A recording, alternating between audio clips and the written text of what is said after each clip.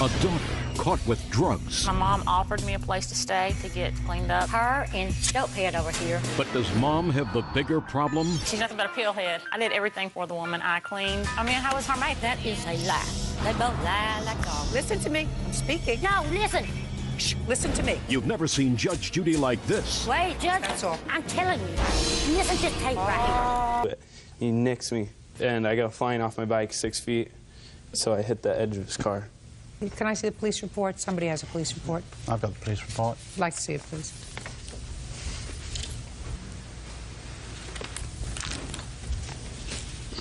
Where had you been surfing? Huntington Beach Pier. What time of the day or night did this happen? Around 4:30. 4:30 in the afternoon? Yes. Okay, Mr. Heenan, I'll hear you. I was getting off work, and then I was stopped yielding to traffic in the left-hand turn lane, right here, just waiting for oncoming traffic to pass. I proceeded to turn left, and then I didn't see Sean until he struck my vehicle on the right-hand side. And his vehicle had the right of way because he was going straight, right? Correct. I mean, this was an accident. It was an accident. Take your hands out of your pockets. Oh, It's an accident. It's not an on purpose. It's an accident. Yes. So what kind of damages did you have, Mr. Oates? My bike was bent. Like, you can't even replace the frame because it's bent. Okay. And my surfboard was damaged. My wetsuit was damaged in a place in the back of the shoulder right here. And to sew that up, it's in a seam with so much movement, it'll just break again. Mm-hmm. My scar, I have a scar right there Mm-hmm. from the damage. And my ankle was hurt for a few days because I landed. I was barefooted. Mm-hmm. And that's it. Altogether, it was a terrible accident. Yeah. Show me where you were when you first saw the defendant's car. Well, this is a hill coming down here.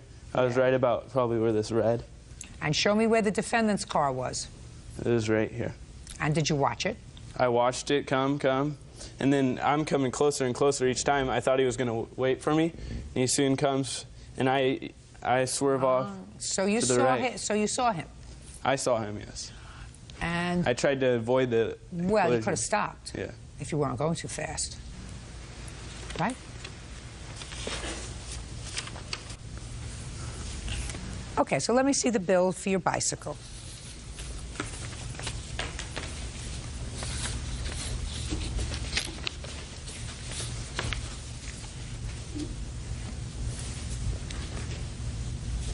So you need a new bicycle, Yep. because it says it can't be fixed.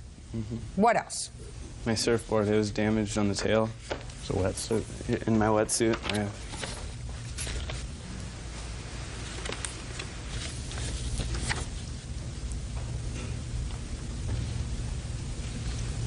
How much did you pay for the wetsuit? I paid $170. What else? And then my scar, you got my scar for the injuries and suffering. That's about it. Okay, we've got That's it. $200 for the new bicycle that Mr. Heenan knows that he's got to pay for. Got $170 for the wetsuit. Did you see a doctor? No, I did not. Just got banged up a little bit. Yes. When this whole thing happened, what did you do, Mr. Heenan? Well, as soon as the plaintiff hit the side of my car, I stopped and began to phone the police. And then the police and the ambulance and the fire department came, and I waited around for them. And after the police saw the scene, they came up to me and they saw that I was pretty shooken up because I was pretty upset about the whole deal. So it's not like I do that often. So the police reassured me that it wasn't my fault, or they told me that it was just an accident, and it happens a lot down at the beach with kids riding on their bikes and whatnot. He just got my story and took the account of what happened and then sent me on my way. Okay. When for the first time did you hear from the plaintiff's father? Probably about maybe 2-3 weeks later. Tell me about that conversation. Well, the first conversation was him asking for pretty much an exorbitant amount of money, which to me was like, it was like $800, because he said his son was like a semi-professional surfer and he had an expensive wetsuit, and his classic Schwinn was like $600 or something like that. He kept asking me for this amount of money, and I told him that I didn't think that was fair, for one, and for two, that I didn't think it was my fault to pay for it. So that was basically the end of the conversation. Did you hear from him again? I got a letter in the mail from an acquaintance or something like that, a lawyer friend of his, asking for $1,000 for damages. I disregarded that letter. You have a copy of the No. letter? You have a I copy of the didn't. letter? I'd like to see it, please.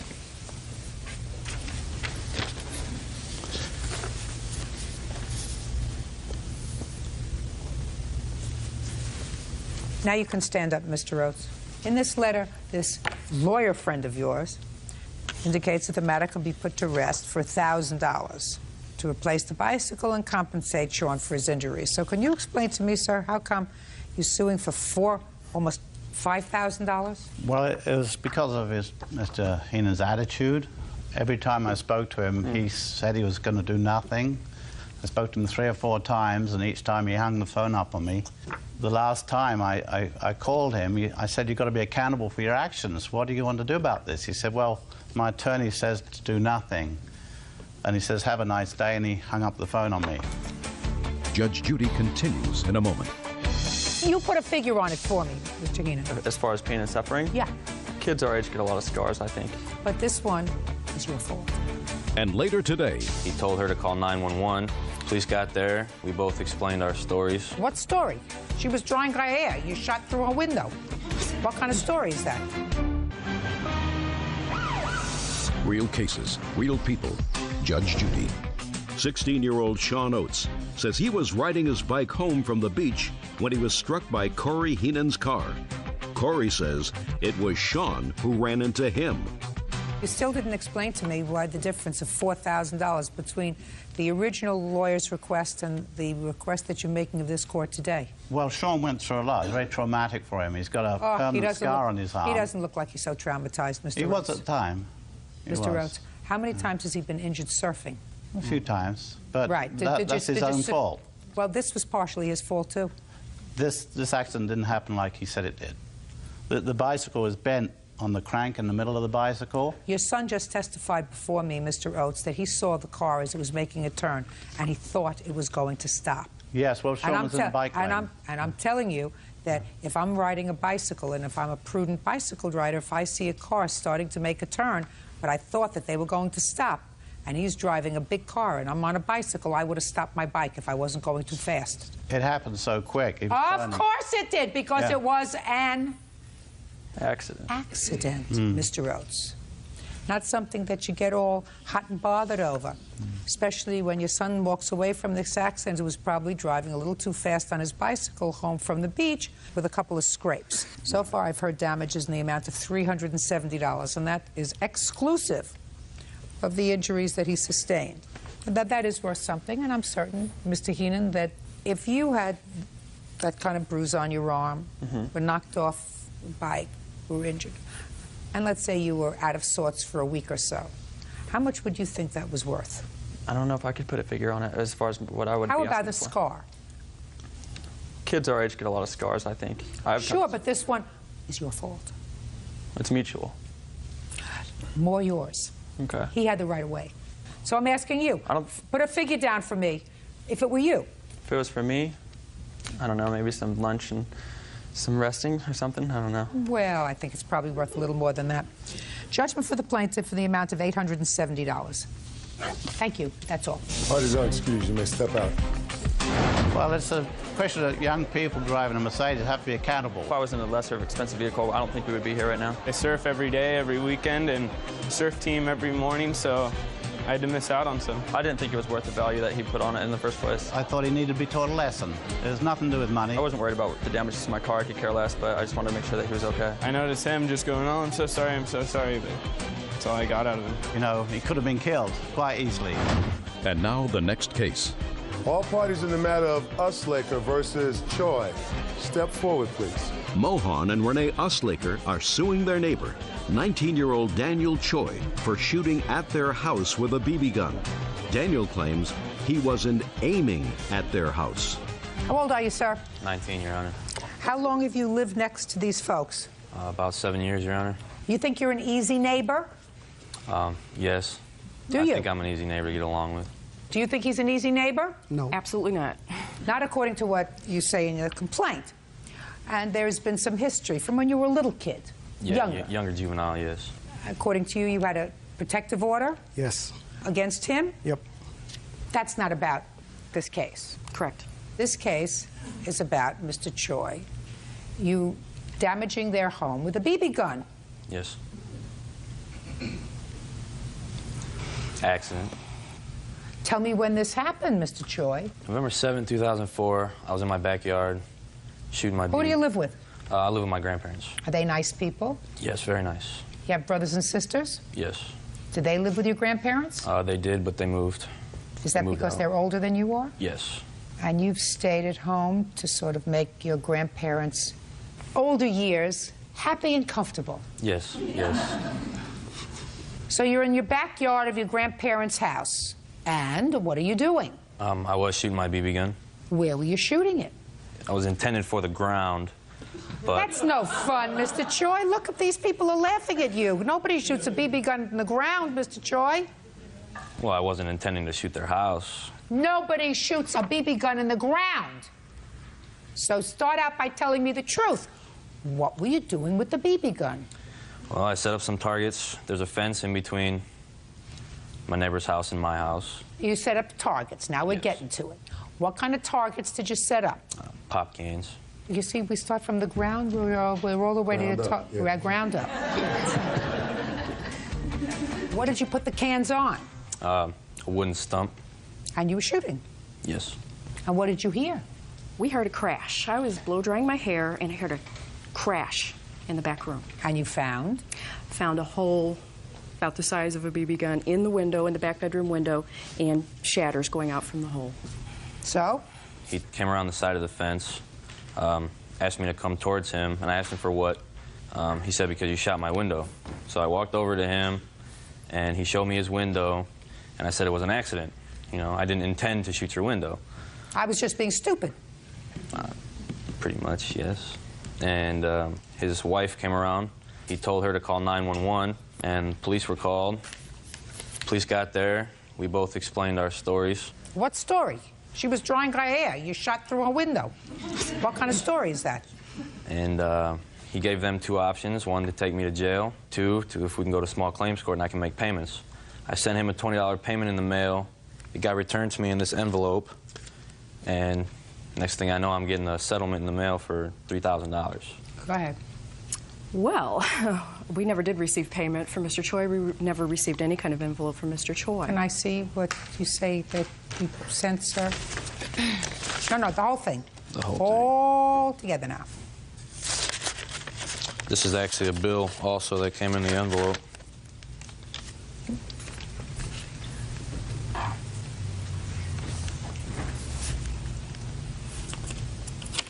That's one of the bills. I have the other bill here. Just a minute.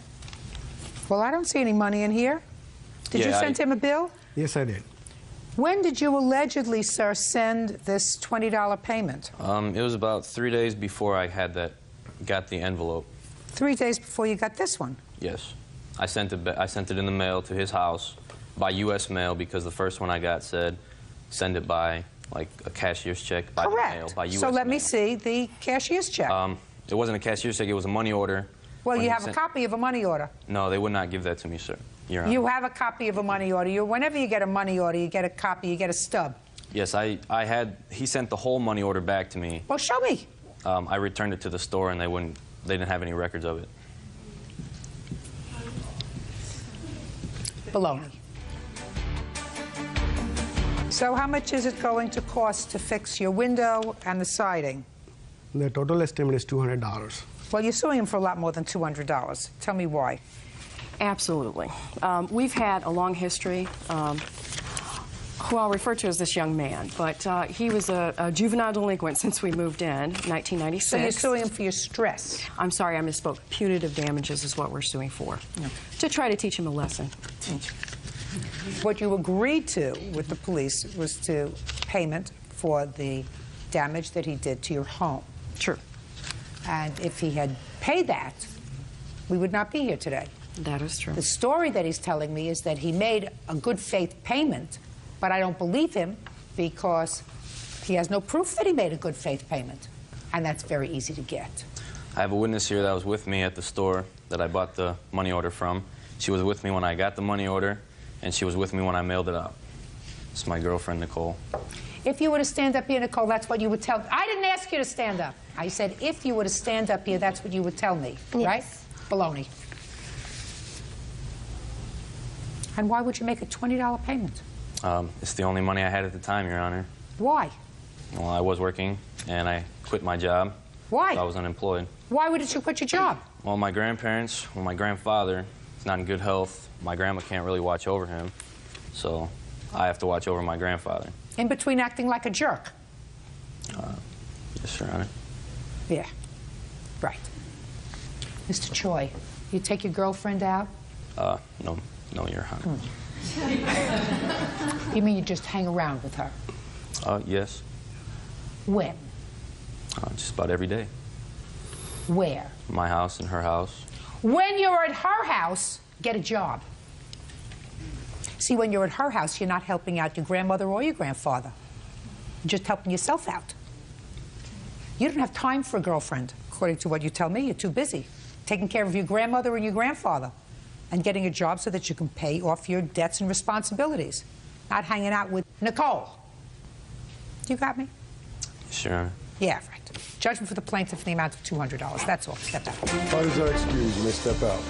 He tells us that he'll pay us. He tells us that he'll be right. He shakes our hands and acts good in front, and then the next few days, something else bad happens. I'm a good person to get along with. If they get along with me, I'll get along with them just fine. He also just plays loud music and damages our fence all the time, and besides the BB gun damage. Well, everybody plays music.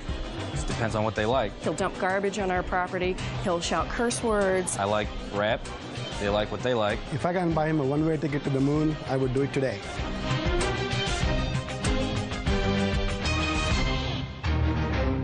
You gave her your PIN number. It is your claim that she stole $600 from you. Yes. A bank account emptied by the one person she trusted the most. I gave her the money when I got in the car. Was she betrayed by her best friend? There was one withdrawal, there was another attempt, and then there was a third successfully. I handed her her money, and she always lost money. Judge Judy. Why would Yeah, this is case number 106 on the calendar in the matter of Barrios versus Duquette. Parties have been sworn in, Your Honor. You may be seated. Folks, have a seat. Miss Barrios, Miss Duquette used to be a very dear friend of yours. Yes. And it is your claim that she stole $600 from you. Yes. She says she did not. She is counterclaiming because she said since this incident you've embarked upon a course of harassing her, and she is counterclaiming for several $1,000s. So why don't you tell me the circumstances surrounding her taking your money? It was April 1st. It was about 8:30. I was downtown running some errands. 8:30 in the morning? In the morning. I had withdrawn $160, $100 which I owed to the defendant. She called me and asked me what I was doing for the day. I said running errands. Why? She said she really needed to see me. She wanted to talk. She needed to escape. And I said, well, you can come pick me up. She came and picked me up in front of the Greyhound station downtown Sacramento, and we got in the car. In her car? In her car. Had you planned on seeing her? I had planned on seeing her at some point. Okay, and that's when you were going to give her the money? Yeah. What did you borrow the money for? It wasn't even a matter of me borrowing. It was for gas, her taking me places, and her... So you don't have a car? I don't have a car. She takes me places. She was a very helpful friend. Okay, fine. So now she came down, she picked you up at the Greyhound station. What happened? She said she needed to run some errands. Immediately, as soon as I got into the car, I handed her the $100. Immediately. So far, is that right? No. She didn't give you the $100? No, she didn't. Okay. Go ahead. We went to Kmart. She needed to run some errands. She needed some cotton balls, some lotion, some shampoo. When we got that, we called her friend, who happens to be here, went and saw him for a few minutes, went to lunch in Fair Oaks, down by the river, sat there for a little while, spoke some more to go and take out the money. She said, no, I'll go do it. You're driving today, so I'll take it out for you. Not a problem. Okay, just a second. So what did you do? You gave her your PIN number? She's had my PIN number. She's had my PIN number because the card is used for cash aid and food stamp aid, and she would, on certain occasions, take my oldest daughter to the supermarket, and they'd use my PIN to get food with food stamps. So she had your PIN number? Mm-hmm. And she went to the bank and withdrew some money? Yes. How much did you tell her to withdraw? The $60 from my phone. And she came back and gave you? A receipt for $60. And we got in the car. I drove to pay my phone bill, and there we switched. She got into the driver's seat. I got into the passenger side. She asked me if there was anything else I needed to do. I said, no, not really. She said, well, I got to go home. When did you ascertain that more money was taken out of the... The following morning, Your Honor. I get my cash aid on the 1st, and I get my food stamp aid on the 2nd. And it was the last of the month, so I needed to see if we had the food stamps were in the account so I can go buy some groceries before I went out and did some errands. And it gives you the cash account balance and the food stamp balance at the same time. My cash account balance came up to $39.12. And now my heart stopped and it froze immediately. That was like 7:45 the following morning, April 2nd. Okay, so that's the money. That $600 is what you say Ms. Duquette took from your account. Absolutely. Without your approval. I never gave it to you. And Ms. Duquette says, of course, that she took out that money and handed it all to you. Okay. Can I see the receipt from the bank, please? You want to see it all right now, or just I want to see that day, okay. April 1st. And do you have the receipt that she gave you for $60? No, I don't. I'd like to make a note. You see that there's three transactions, 60, 0, and 600. Mm-hmm. The one for 0, she had tried to withdraw $700. Shh. Doesn't say that here. Well, it's certainly clear that on the 1st of April, there was one withdrawal for $60, and then there was another attempt to withdraw some money, and then there was a third attempt successfully within a minute, and $600 was taken out. Okay. Now I'll hear you. That morning, I did pick her up. What happened was she owed me $50. She gave me $100 out of the $660 that I withdrew. That day, I had not known her ATM PIN code. Whenever I took her kids to the store, they had cash. I never knew the PIN number. She gave it to me that morning. I pulled the money out. I gave her the money when I got in the car. Okay. So you acknowledge that you took out the money? Yes. And it is your claim that you gave her the money? Yes, I did. Could you explain to me why there were 3 separate attempts to take out money? Because she originally wanted me to pull out $700. Yes. So I took the 60 out. She wanted to keep her transactions separate. She said make 2 transactions because she always lost money. That day she had just lost her ATM card. I had to take her back to the bank because she left it in the ATM machine. I still don't understand, Ms. Duquette, why if she asked you to take out $700, you withdrew 60, and then a minute later you tried to withdraw another amount of money, and then a minute later you withdrew $600. Shh. That money was not an issue because she gave me money all the time. Oh, no, listen, you're not listening to me, madam. You just testified that she wanted you to take out $700. Yes. Why didn't you take out the $700? She wanted me to take out 60 separate, 700 separate. It would not let me take out 700. That is why I end up taking out 600. So what kind of a discussion did you have when you got back into the car? She counted her money. She gave me $100. We went to the store, drove around for a little while, and I took her home. Just a second. And that's all that happened? Yes. You mean she didn't say to you, I asked you to take out 700, and you said to her, I tried to take out 700, but I couldn't because the bank wouldn't let me take out the 700? Well, as soon as I got in the car and I handed her her money and her receipts, I said it wouldn't let me take out 600. Well, you so left this that is what out. You got. Miss Duquette, you left that out, madam. We're in a courtroom situation. I have to decide which of you 2 ladies is telling me the truth. Whether Miss Berrios, who missing a few screws by giving somebody their PIN number. I wouldn't give my kids one of my PIN numbers. For sure I wouldn't give one of my kids my PIN number. You have children? Oh, you know I do. Anybody ever get your PIN number?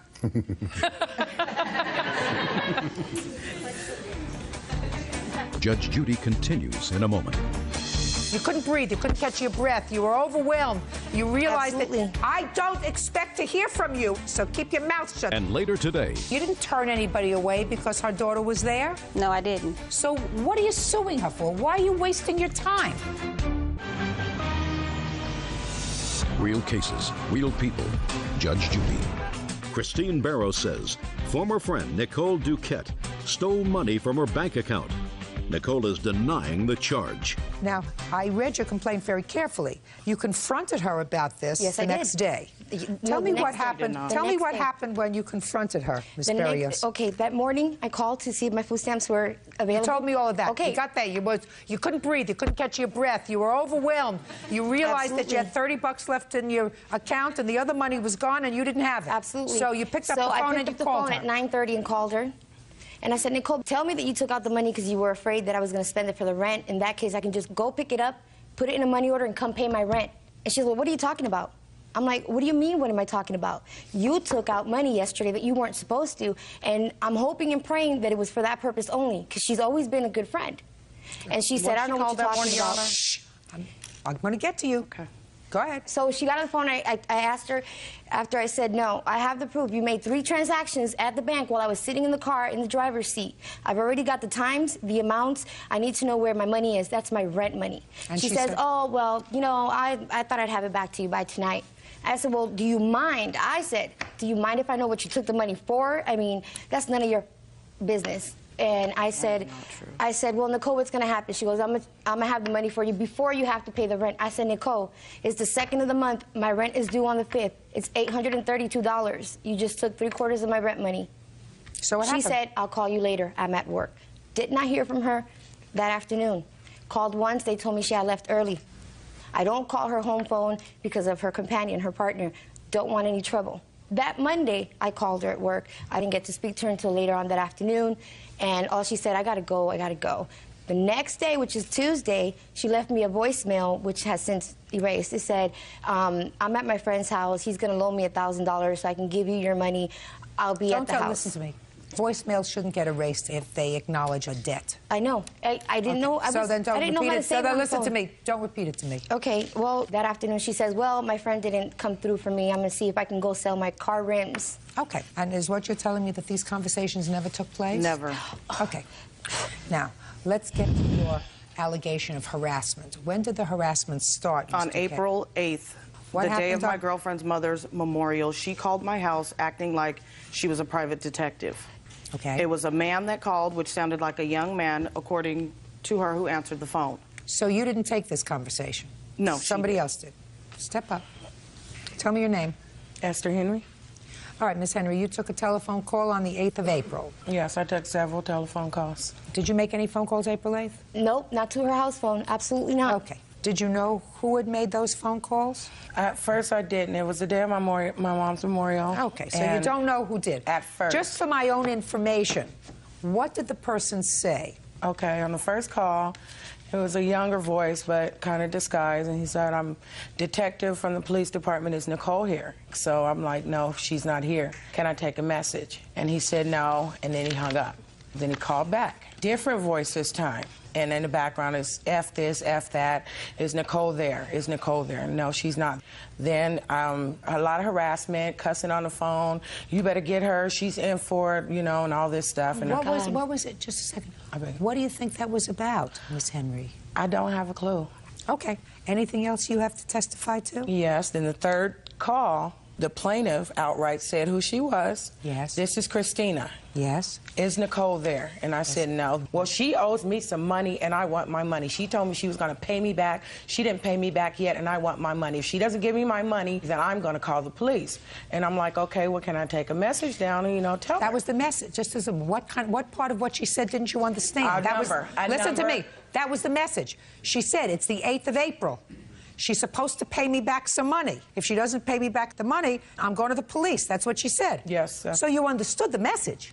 When I say message, I'm like a phone number so she can call you back. I got that part of the message. I got it too. I did. Anything else you want to tell me? No, that was Good, about it. perfect. Sit down. I even have an email here from her. This is not the first time that this has happened. I've known her since 2001. She worked at my job. Okay. She was trying to have a relationship with me, and that was her way of trying to get me by giving me money all the time. Okay, so let me ask you this question. So, Ms. Duquette, listen to me very carefully. Is what you're saying to me that she was trying to endear herself to you by being generous with you with money? In fact, she even offered. Yes. Yes. Me, right? Yes. And that in the past you had, in fact, taken money from her. In the past, you had taken money from her. Did she ever complain about it? No, because I always did something just a for second. her. Did she ever complain about it? No. How long have you been with Miss Henry? For a few years. Oh. And I don't expect to hear from you until I'm looking at you, so keep your mouth shut. So far, you're not losing. Can you tell me why you think, after somebody had been generous with you, given you money in the past, why she would say that you stole the money this time? Unless maybe she's having a psychotic attack. Is that right? Well, she was on medication. Oh, okay. I don't buy it, Mr. Kent. I think you took the money and you thought maybe you could get it back to her, or you thought this is somebody who really had a thing for you and you would get away with it. You took the money out of her account and you did not give it to her. Judgment for the plaintiff in the amount of $600. That's all. Your counterclaims dismissed. Thank you, Your Honor.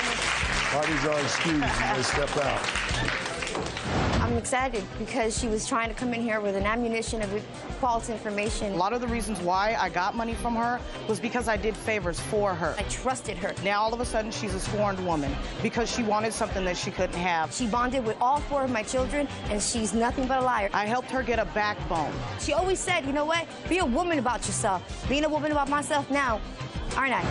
And now the next case. All parties in the matter of Powell versus Methors. Step forward, please. Child care provider Lawandria Powell is suing her former client, teacher Betty Methors, for unpaid babysitting fees. Betty claims Lawandria coerced her 14-year-old daughter into signing a contract. Ms. Powell, you are a child care provider, and according to you, the defendant owes you some money for taking care of her child. Yes. The defendant says she paid you what was agreed, not a penny more. How long have you been a child care provider? I received my license on January 5th of this year. And you take care of children in your home or outside? In my home. How many children? I'm licensed to take care of 8. What age group? Newborn to 12. How many people work for you? Just myself. You can take care of 8 children by yourself in your house? No, I never have 8 all at one time. The majority of the kids that I keep are in school, so they're in and out. When were you contacted by the defendant? We met on August 23rd at a Jump Start program where both our 5-year-olds were to start kindergarten. And she made the statement that she needed assistance with child care or her daughter wasn't going to be able to attend school. And I was sitting in front of her. I turned around and told her that I am a licensed provider, and I gave her one of my pens with my information on it. You have a 5-year-old? Yes. Boy or girl? Girl. Did there come a time when Ms. Methors? Yes. Brought her daughter to your facility? Yes. When was that? That same day. We made arrangements for her to come around 11:30 of that day. When did she start your program? Not until September the 13th, when the older kids were going back to school. Did she sign a contract? Yes, she did. I'd like to see it, please. Do you want all of the paperwork or just the contract? Just the contract.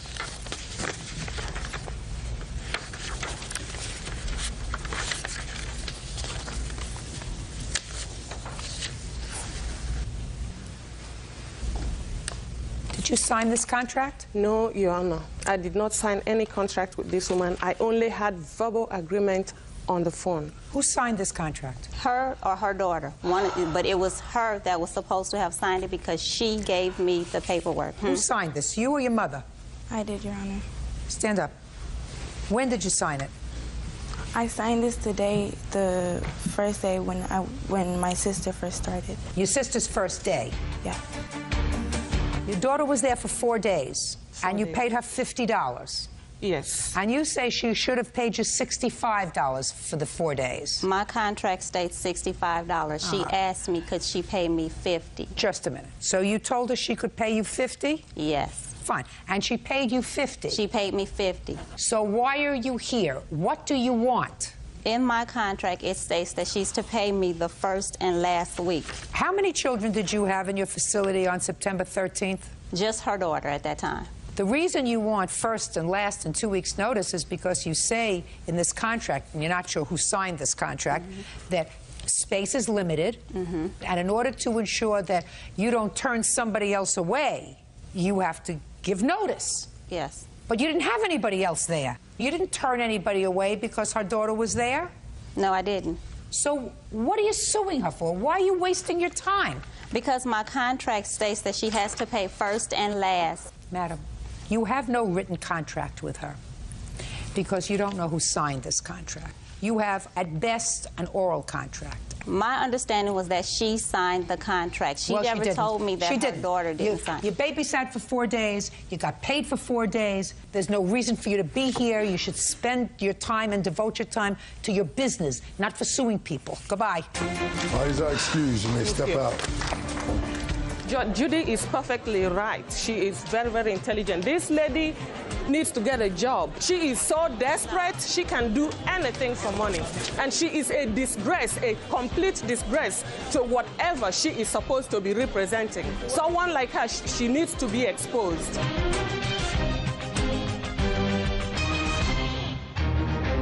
She thought he was the one. He told me that we would be together. Until she went to his house. Lo and behold, the wife and 4 kids entered the door. You didn't know that he was still married. You felt the necessity to... You may be seated. You're the wife? Yes, ma'am. You're the girlfriend? The ex-girlfriend. You're the bargain? Don't see it. So something special that's just between you and you. Miss Underwood, according to your complaint, Mr. Burge and you were involved in a relationship. You didn't know that he was still married at the time. Correct. And you loaned him money. Loaned Correct. him money to do something called lifting his truck.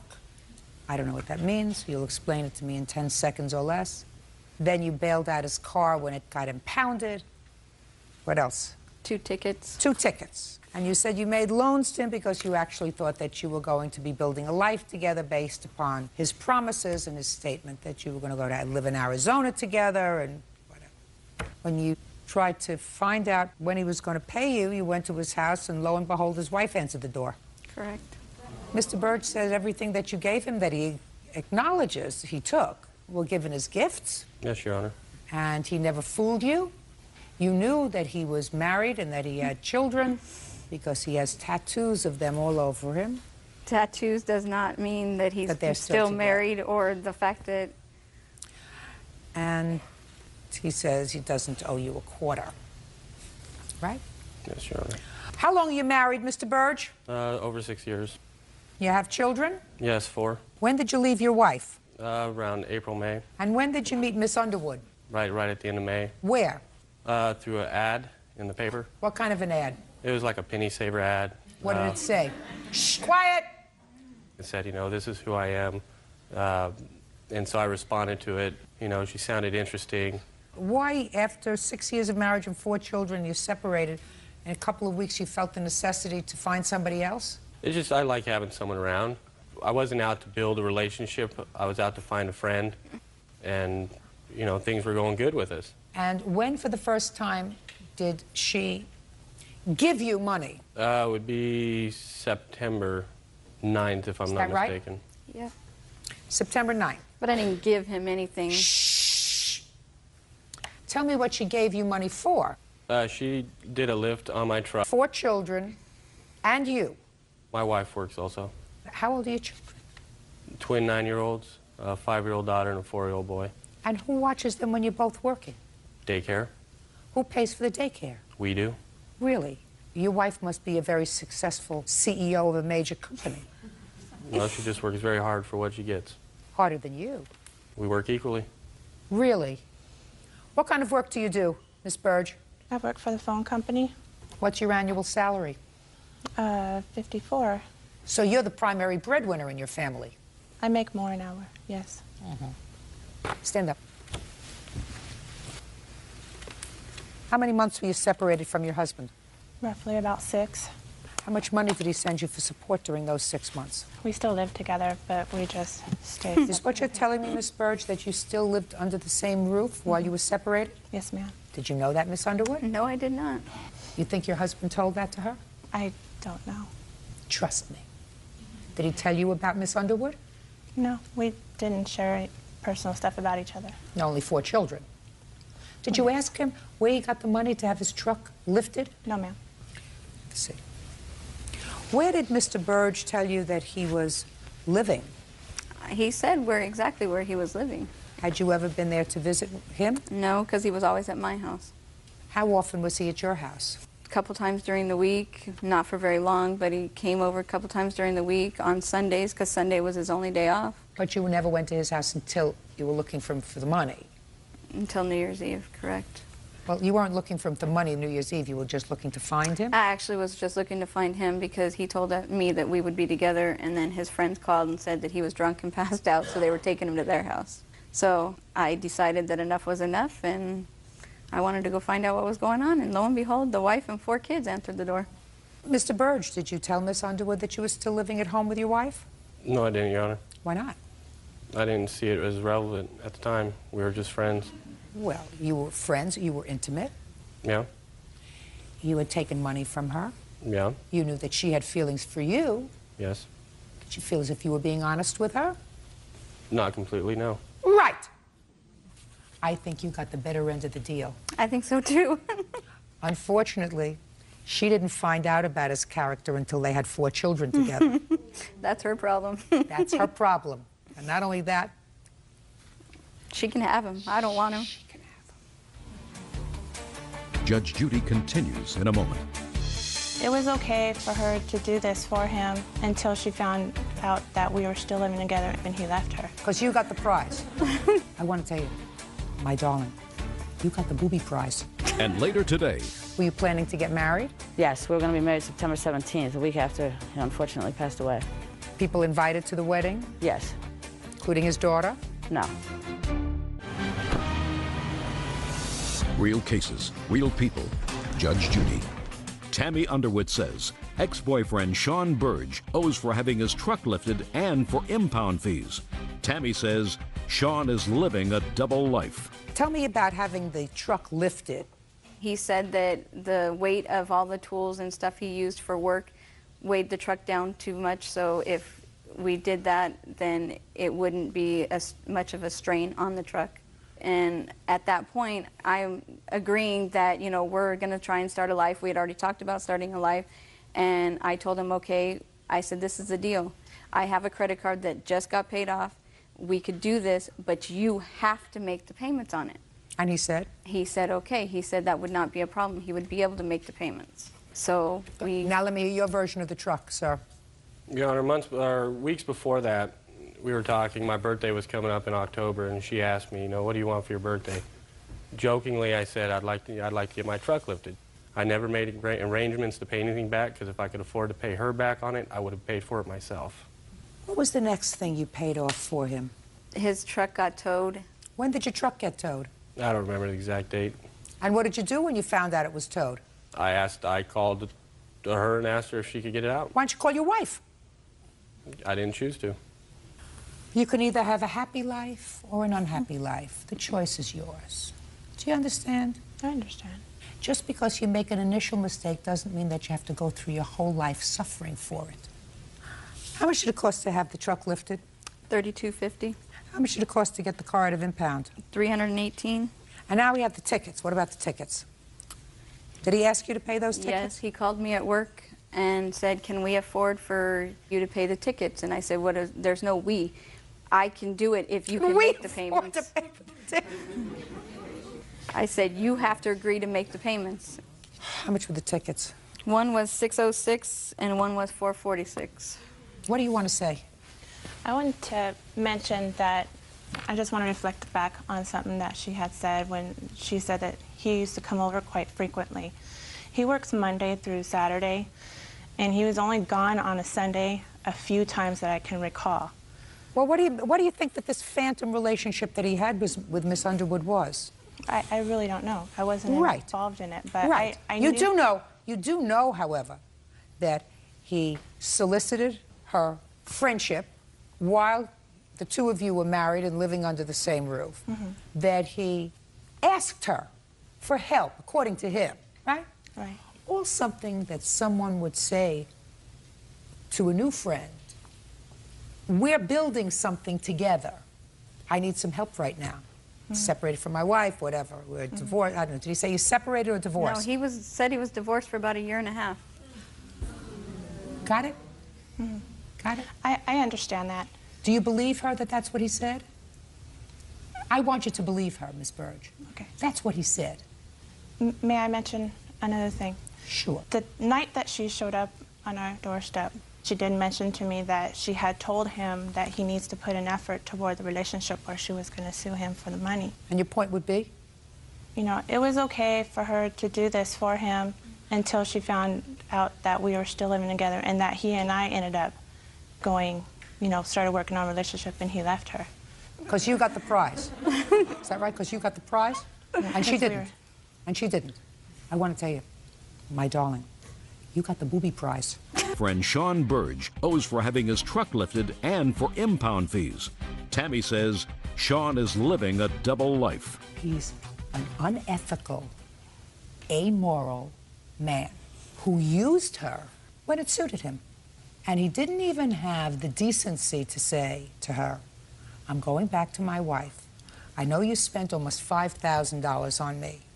I'm going to pay you back, little by little, whatever it takes, because I don't want you to feel as if you've been abused by me. Do you understand? That would have been a decent human being. Instead, he says, see ya. You feel like a fool? You were a fool? I'm going back to my wife with my new lifted truck. And if that's the kind of character you want your children to grow up around, stick with them. You will reap what you sow. The next fool will be you. Judgment for the plaintiff in the amount of $4,620. Thank you, that's all. Thank you. All you Judge Judy, you may step out. We started building a life together. He said he loved me, and I never knew about the wife until New Year's Eve. I didn't lie to her about anything. I might not have told her things, but I didn't lie to her. We had all kinds of plans. It wasn't just like a month, okay, boom, done, you know? It just didn't work between me and her. Christmas, you know, he promised my son he would be there, and all of a sudden didn't show. Mistress is a mistress, you know. You end up coming out with everything or you come out with nothing. It really hurt, because I was in love with him, so, but she can have him. And now the next case. All parties in the matter of Fitzgerald versus Whitney. Step forward, please. 23-year-old homemaker Kimberly Fitzgerald is suing her deceased father's fiancée, Leslie Whitney, for the return of her father's belongings. Kimberly says Leslie is a scammer. Miss Fitzgerald, Miss Whitney and your father were together at the time that he died, and he died suddenly. He was a young man. He had a heart attack. And you want some property that you say belonged to your father. You're one of two children. You say your brother doesn't want anything of your father's. You do. He died without a will. And according to you, Miss Whitney won't let you have his belongings. Right? Yep. When did your father have a heart attack? Do you know the date? September 9th, 2004. And prior to September 9th, when had you seen him? I saw him about 3 days earlier. Where?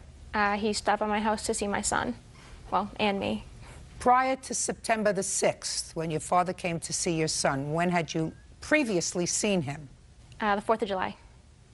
How old was your father? 57. Miss Whitney, how long had you and Vincent been together? Over a year we were together, but we did not live together until June of last year. He had another girlfriend in March. Shh. You moved into his house? Yes. Where was he when he passed away? He was on the road. He was a truck driver. According to what I read, Vincent took out a life insurance policy with you as the beneficiary. Is Yes. that right? When did he do that? In August. Were you planning to get married? Yes, we were going to be married September 17th, a week after he unfortunately passed away. People invited to the wedding? Yes. Including his daughter? No. Why not? He said that he didn't want, there wasn't a close-knit family, and that's what he had told me. I had never met her, and he offered to, when he wanted to go see his grandchild and stuff, but it was like an in-and-out thing. He never really talked about his children. How much was the life insurance policy that he took out in August? $20,000. But he named you as the beneficiary? Yes. Was there any other life insurance policy for any of his children? No, there was not. Did he have any bank accounts?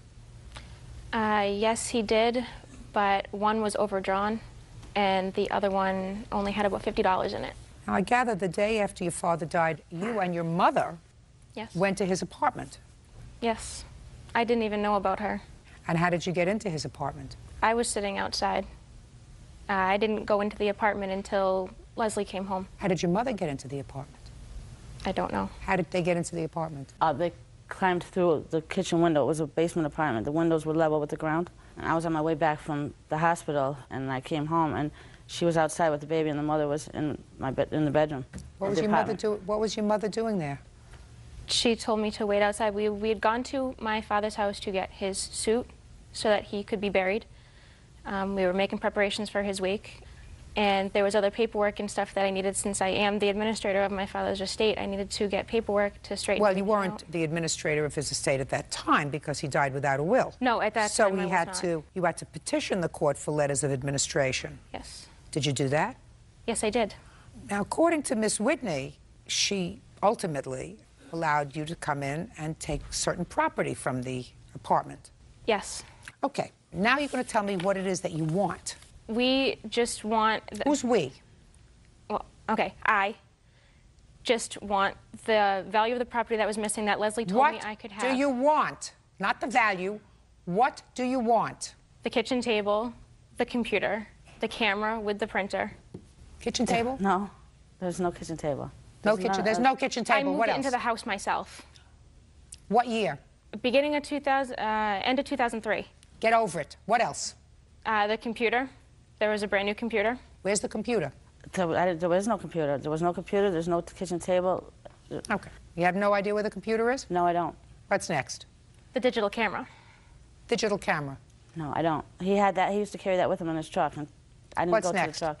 The printer that went with the digital camera. Miss Fitzgerald, get over it. From what I gather, based upon the fact that your father had taken out a life insurance policy, and instead of naming his 2 children as beneficiaries, he named this lady as a beneficiary of his insurance policy, you did not enjoy with your father the kind of relationship that was warm, continuous, and loving. Is that a fair statement?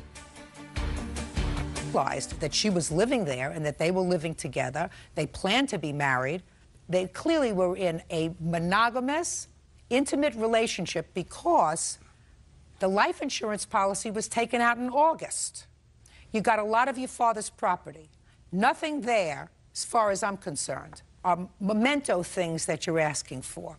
You don't want to hang the kitchen table on your charm bracelet or the camcorder or anything else. No, but there was family pictures. If you said to me he had a watch that I would like to be able to give to my child one day because we were very close, or he had a ring that was a family heirloom or something that was very close to him, you want a kitchen table, a computer, a camera, and a printer. And pictures. Should have taken pictures. What pictures? I didn't have access to them. You went into the house 3 times. You didn't even mention the pictures, Miss Fitzgerald, when you said you wanted the value of these things or the things. You didn't even mention pictures.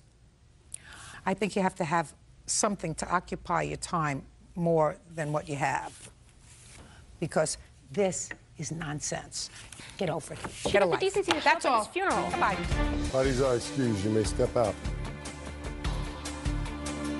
They were not a close-knit family. I never met his daughter because he wasn't even associating with his daughter. If all she wanted was his money, she got it. I was going to marry him. It's not just her lot. She's making it all about her, and that's not the case. She says they were going to get married. I have no proof of that. She's jealous that I'm getting a life insurance policy and she's not. She doesn't have the decency to show up at his funeral or his wake or anything. I was not invited to the funeral, by the way. They kept that hidden secret. She walks away with $20,000, and I'm left stuck paying for his funeral. I don't know whether to cry or I mean, it's ridiculous.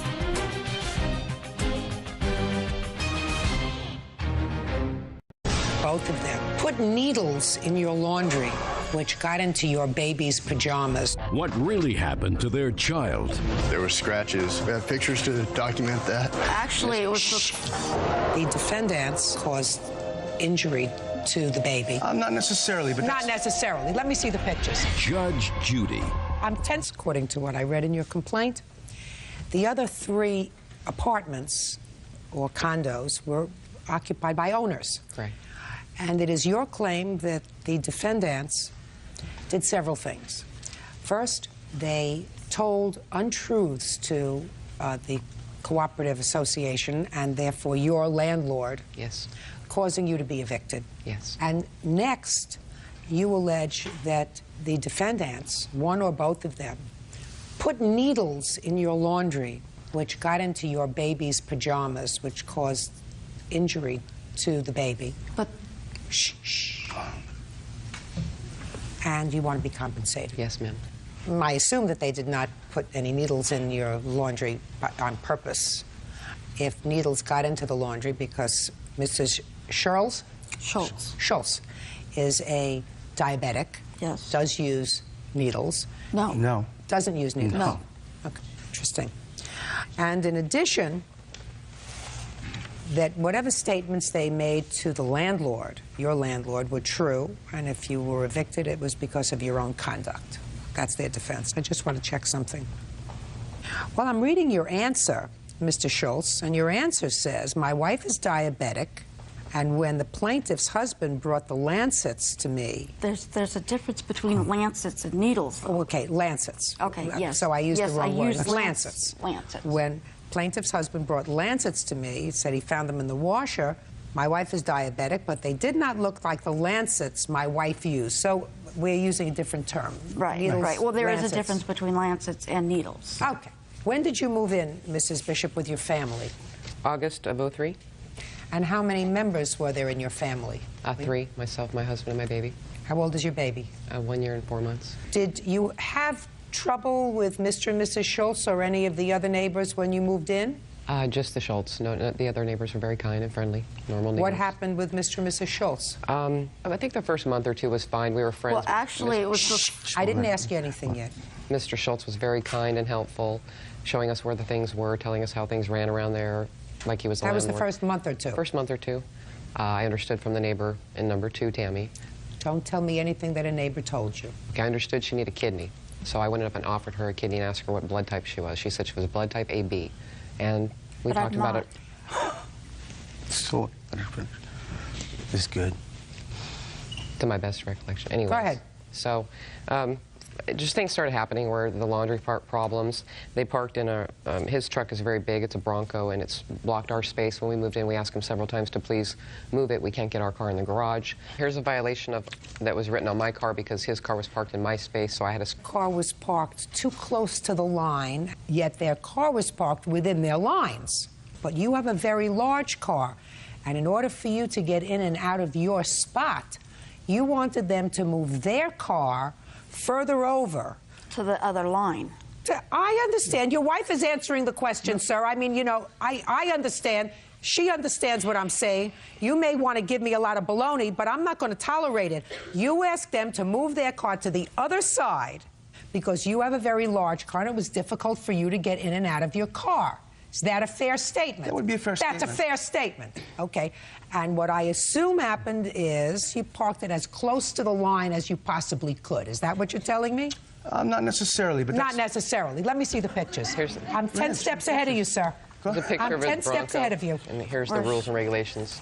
You know, fortunately, we all come to our jobs, Mr. Schultz, with a life's experience. I'm grateful for that. Yeah, well, in this case, you may not be. Let's get to the rest of the complaints that were made, because that's what you're alleging. Let's get there, and let's get there fast. Okay. And then we'll get to the lancets. Okay. Your Honor? What? May I ask my witness to come up and explain? Absolutely. Who are you? I'm her husband, Brett Bishop. Okay, do you have the complaints? No, we do not have the complaints. Well, then how am I supposed to adjudicate that we part of were your not claim? able to get them from our landlord in time. Well, then, yeah, I have to strike that part of your claim. Okay, then I have nothing in that regard. Good, fine. And let's get to the needles incident. I went out to get the baby's laundry out of the dryer. And When was this? January 29th. And found needles in the dryer, and I came back in the house and called my husband, and he told me that they might be hers because she's diabetic. Okay. Do you have any of them with you? Yes. And this was before you put any clothes on the baby? No. What do you mean, no? Similar of what the needles look like. You see, what you state in your complaint is that your baby was uncomfortable, and the next morning you found needles in her pajamas. Then you went down to the laundry and you found needles. Now you tell me that on the 29th of January, you went down to the dryer and found needles in the dryer. I got the needles out of the dryer, and I came back into the house and called the police. Yes. My husband came home at the same time. Yes. And he can pick it up from there. The police officer went and spoke with Mrs. Schultz. Listen to me. Were you there when the police officer spoke to Mrs. Schultz? I was not in his presence. He spoke to her on her balcony. We waited in the house. He came down and told us what she said. That's hearsay. I'll look at a police report if you have it. Yeah, we have a police report. In that police report, she admits that the needles were hers. Shh. Sorry. Now, according to the police report, I'm just telling you what the police report says. Okay. It says that you advised the police that the needles were left in your clothing by accident. I got it. What's next? We have photographs of the needle, and we did not know that where the needle came from, where the scratches came from originally. I don't know what scratches So- you're talking about, Matt. I have no clue as to what scratches We you're found talking a about. needle later in my baby's diaper. After we phoned the police, we discovered that the scratches that were on her that were not on there. I have no idea what you're talking about, madam. I asked you, tell me about the incident involving the needles. Okay. And you told me on the 29th of January you found needles in the laundry. And now you're talking to me about scratches, and I have no clue as to what you're talking about. On the 28th night, I put my baby to bed. In the morning when she woke up, my husband... It was on the 9th. What you tell me? On the 9th, we put our baby to bed. I usually put the baby to bed, and she had no scratches to her labia area. She was very fussy that night. We thought she was teething. The next morning when I got up to take her to the nanny, I noticed when I was changing her, she had a dirty diaper, so I wiped her up, and I noticed that there were scratches to her vagina area. We have pictures. What kind of diapers do you use? Pampers. Well, how could she have scratches to her vaginal area? That's where we're getting at, is the whole reason why we're here is the needles that this lady put in our laundry somehow got into our baby's diaper, scratched up her labia. We have pictures to document that. We have pictures of the needles, and the emergency room doctor We dug through the diaper pail. saw those. We have a diaper pail we keep the diapers in, and after discussing with the officer and finding out the needles 2 weeks later that she had got scratched from, we assumed we better look through the old diapers that we keep in the pail, which we have pictures of the diaper pail and the needle in the dirty diaper. So that's how we didn't know where the scratches But you came don't from. put diapers in the wash. Shh. Push it. So we put 2 and 2 together and took her to the emergency room, and they wrote the report that needles stick to the labia. And they did the HIV test on her, hepatitis testing. And So what you're telling me is, I mean, I don't know what these pictures show, madam. You're showing me a picture of a dirty diaper with a blue needle in it. Is that what you're showing me you found? Yes. I don't believe you. I don't believe that 2 weeks later you kept dirty diapers in a pail. The baby goes to the nanny Monday through Friday Let me explain because I'm something to you, disabled. madam. I do not believe that you kept dirty diapers in a pail from January 9th to January 30th. I don't believe it. It doesn't make sense. And if it doesn't make sense, it ain't true. Judge Judy continues in a moment.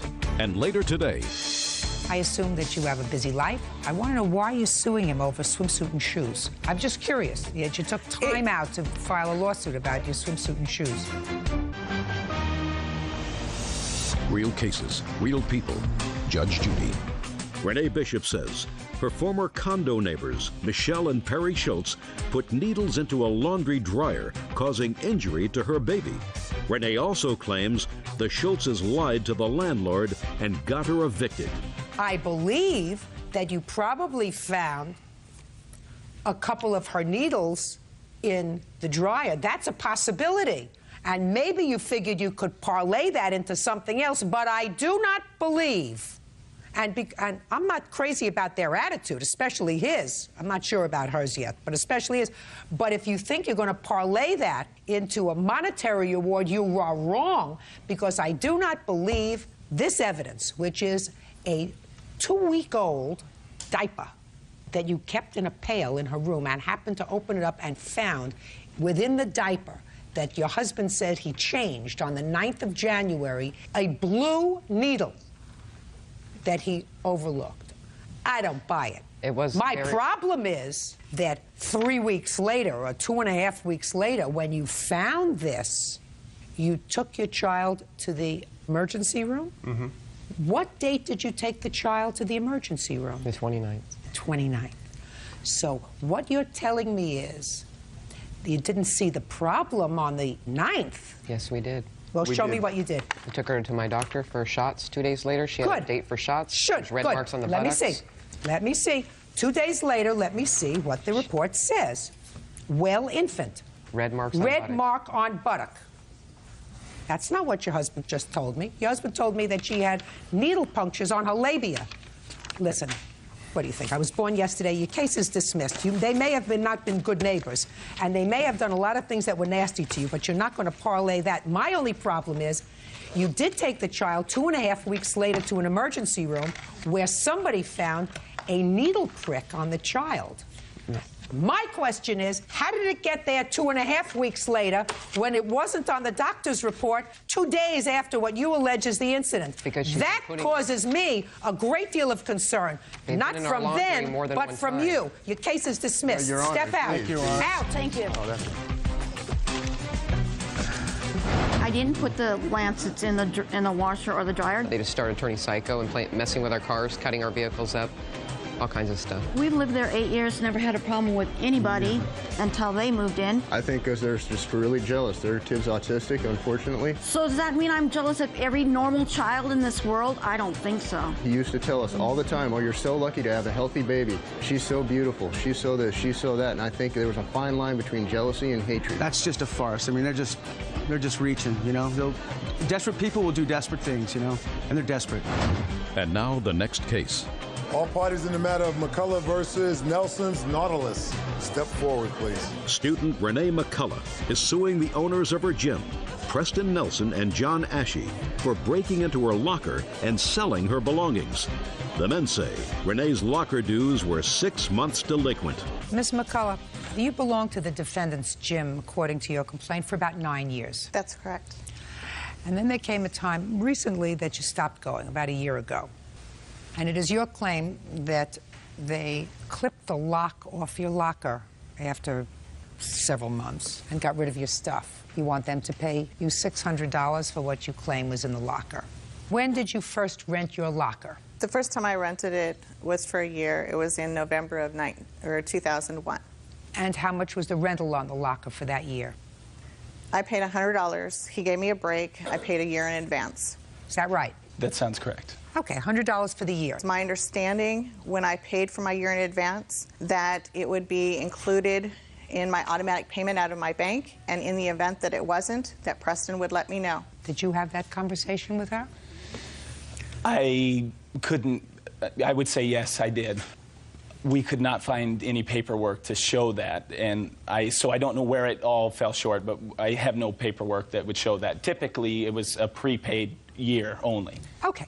When did you stop going to the gym at all? At approximately middle of 2002. And when did you go back?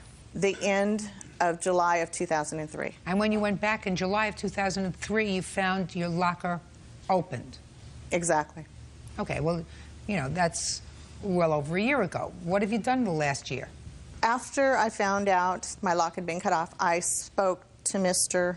Ashby, and he said he had to speak to his wife to find out where my belongings were. He thought that they still had them on the premises. At that time, I found out that no, they were no longer there.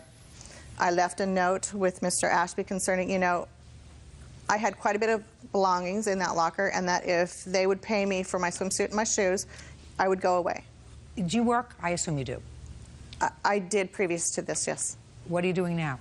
I'm going back to school. How do you support yourself? Through my husband. Oh, okay. So your family supports itself? Yes, ma'am. And you're going back to school. What I want to know is, I assume that you have a busy life. I want to know why you're suing him over swimsuit and shoes. I'm just curious. You took time out to file a lawsuit about your swimsuit and shoes. It's the principle of the thing. I expect that if they run a business, that they need to comply with the laws that regulate the renting of areas. Well, but the truth of the matter is, Ms. McCullough, from what you tell me, you didn't go back to the gym for almost a year. And during that period of time, the locker was really not paid for. You assumed that it was going to be paid for. You assumed that they would notify you in the event that it wasn't paid for. Have you lived in the same place all the time? Well, what I don't understand, Mr. Nelson, quite frankly, is why couldn't you just send her a note? Drop her a note and say, listen, we're going to empty out your locker because it hasn't been paid for, and it has to be paid for. You know, you better come and get it within the next 2 weeks. Right. That really, a lot of the specifics, when Johnny came on board, the records were not well kept. We didn't have an automatic payment system in place for lockers. You know, that was something that was discussed, but primarily it's a membership, tanning, health club. Okay. So what Ms. McCullough was asking for initially was $160. Is that right? That's what I have, yes. Right. That's what she said here. Originally, I told me if you just paid me $160 for my swimsuit and sneakers, that would be fine. And she's here just for the principle of it. right? Correct. Judgment for the plaintiff in the amount of $160. That's all. Thank you. Parties are excused. You may step out. It was fair. It was more making them accountable for what they should have stood up to the plate with before. At the time that we cleaned the lockers out, we didn't find anything of real value in any of the lockers that we cleaned out. Certainly nothing that would have merited $160 in value. I think if you own a business and you run a business, that you should comply with the laws. Judy makes good decisions. She's a competent woman, and it's probably the right decision.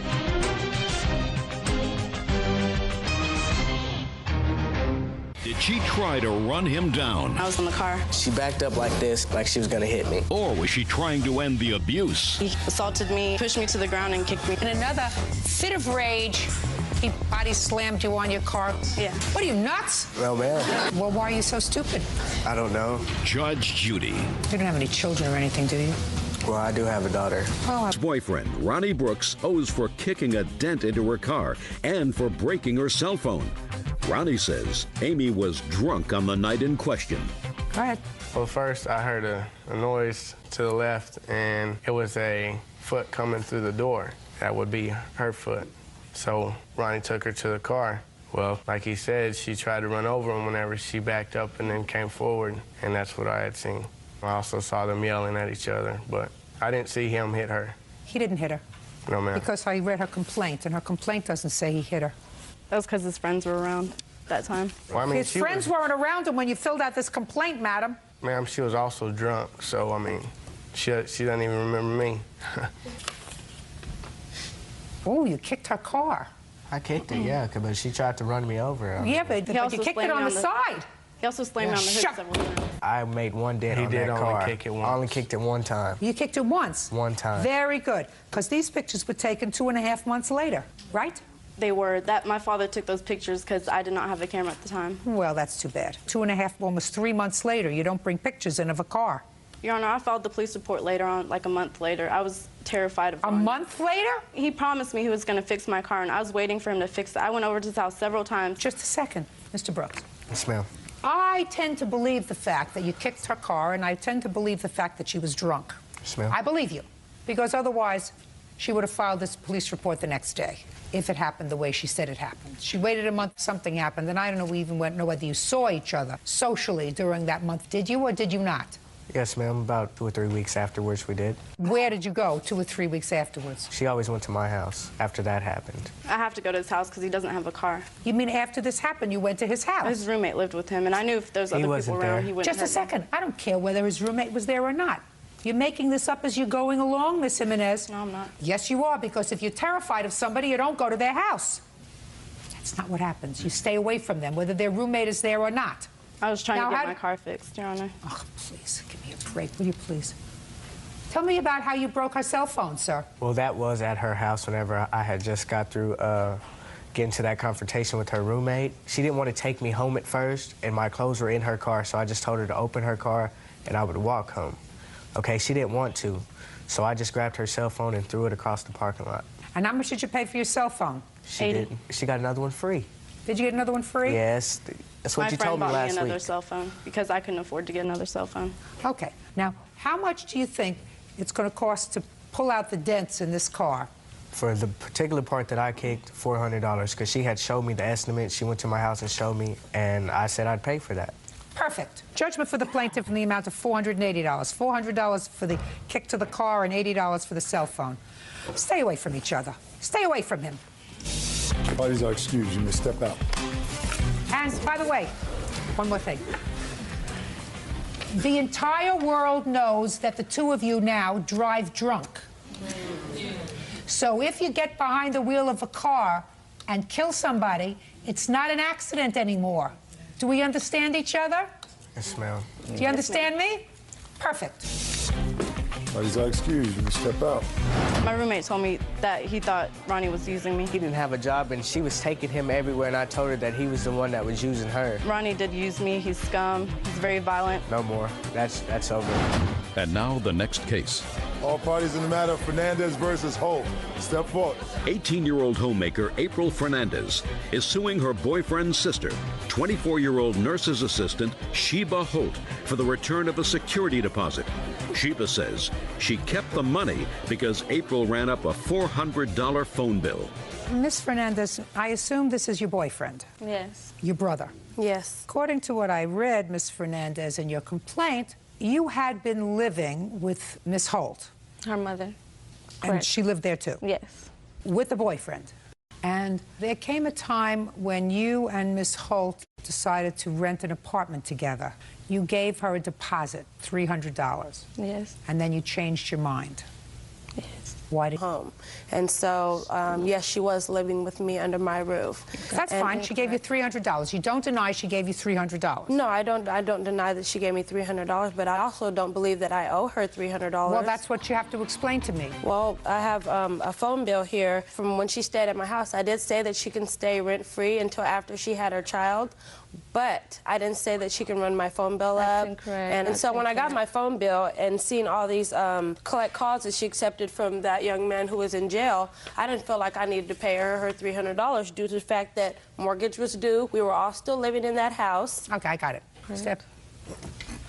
Miss Holt, let me tell you this. Generally speaking, you can't do what you want to do, which is write off the $300. And I understand you gave her $70 back. Yes, I did because I felt and you bad. acknowledge she gave you $70 back. Yes, she did. You can't decide that you're going to hold that for bills unless you had a contract that provided that she was to pay a phone bill. Why would I need a... Listen to me. Why? I don't know why. I have no idea why. She was staying at your house with a baby. He's in jail for what? Anything. What, me? But no. Oh, I was in jail for a probation violation because I didn't show up to court, failure to appear. And so I had a warrant for my arrest, and I got put in jail for 2.5 months. Then I got out, and... What had you been convicted of? What have I been convicted of? That was my question. You have the answer. Well, I got convicted of, what was it again? It was, it was grand theft, but that was in 2000. 2000 grand theft. I want to know what you were violated on, sir. What underlying crime were you violated on? I was violated because I had a dirty pee test because I, smoked weed or whatever. Oh, my God. So I got in trouble for that, and I had to do 3 months, and I got out, had a baby, and, I wanted to get myself together and get out of my mom's house. Sounds like the American dream to me. Yeah. Sit down. Okay. I have enough. Miss Holt, Your Honor. Miss Holt, listen to me very carefully. Sure. You owe her $230. Who are you living with now? I still live at my same house. Perfect. With your mother?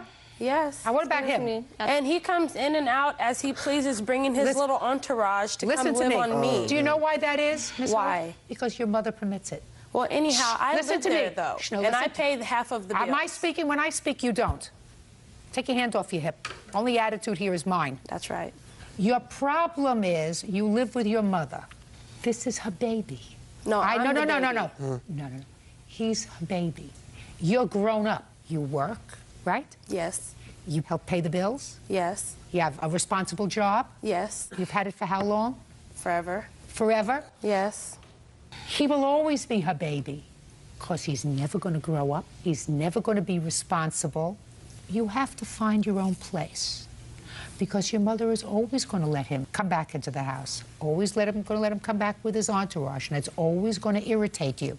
So if you want to be free of that stress and aggravation, find your own place. Now I'm going to listen to you. Okay, Judge, I just don't understand why she is suing me when I pulled her out of a situation where her mother, she's pregnant at 18 years old, 17, and her mother's getting ready to send her to jail pregnant. You know what I'm saying? My mother... I don't want you to interrupt her. And, all these things, and she's putting her out. And I stopped what I was doing when this fool called me from jail saying, can you rescue my broad? So I go get her, bring her to my house, you know what I'm saying? Let her live in my room, rent-free, and this is what I get. This is what I get in return. I get sued for taking care of this youngster. Miss Holt. She's wrong. I'm wrong for taking her into my home. Don't speak. Letting her use me, that's what I'm wrong for. Miss Holt. Yes, ma'am. You are morally correct. You cannot, however, take her $230. Do I think that she's right to sue you after living, on me for over 6 months? Do I think so? I think she lacks a certain amount of character. Yes. Right? But it looks like for every pot there's a cover. You get it? You get it? Yes, I do. Good. I'm glad I gave you a good laugh. Judgment for the plaintiff in the amount of $230. Listen, don't be such a good person anymore. You're right about that. And find your own place, because your mother's always going to take him back. Goodbye. Goodbye. Parties are excused. You may step out. I knew that I was morally right anyway, whether I was going to win or lose today. She stole from my son and expects to see him. I don't think so. Now I hardly even get to see him, you know, through all my help and everything. It can be a possibility if she changes her attitude and changes the way she acts towards me and stop being so sneaky and conniving. I'm going to go right and I'm going to let him go left like he always does.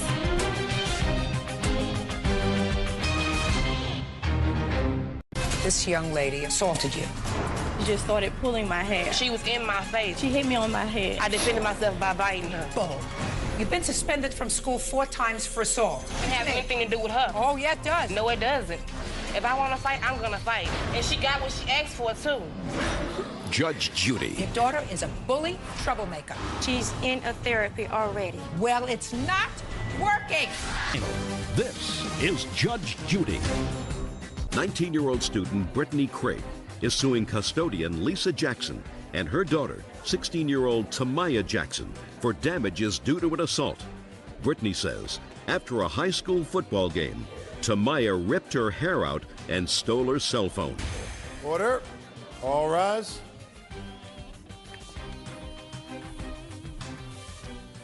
That's case number 440 on the calendar, the matter of Craig versus Jackson. Parties have been sworn in. You may be seated, ladies. Have a seat. Miss Craig, it is your claim that this young lady over here assaulted you after a sporting event. Mm-hmm. When was this event? This was on November the 12th, 2004. Where? At Washington Marion High School in Lake Charles, Louisiana. Is that where you live? No, ma'am. I live about 2 hours away in Baton Rouge, Louisiana. You got there by bus? Or it was a charter bus. It was a lot of us that came up. It was like a football game that see who goes to a championship or whatever. Whose team won? My high school. So you were pretty happy? Yes, I was pretty happy. Your team lost? Yes, ma'am. You were not so happy? No, ma'am. According to what I read, your brother is also on that team. Is that right? Yes, ma'am. So, Miss Craig, what happened after the game? After the game, me and my friends and a couple of us who were riding on the bus, we were walking back to the bus. My friend who was with me, she's a witness. Well, she was pretty excited because her brother plays on the team. And we were all walking from out of the gate, and this lady, she comes from nowhere, and she's like, "You better get on that bus." And I turned around, and I was like, "Why are you talking to us?" And before I can finish talking, this girl hits me. Where did she hit you? She hit me on my head, and I just remember falling back like this, and she just started pulling my hair. What happened next? I can just feel her just pulling in my hair. It all went by so fast. I dropped my phone. I didn't know I had dropped it at the time. By the time I got on the bus, I decided to call the phone just to make sure it was missing and not with me at the time. And I called the phone. She picked it up, and she said, "You want to come over here and fight? This phone belongs to Lake Charles. This is not your phone anymore." What kind of injury did you suffer, Miss Craig? There wasn't any type of bruises or anything. She just pulled out my hair. Pulled out a clump of hair? A lot of hair. I have pictures to show that also. Can I see it, please? Sure.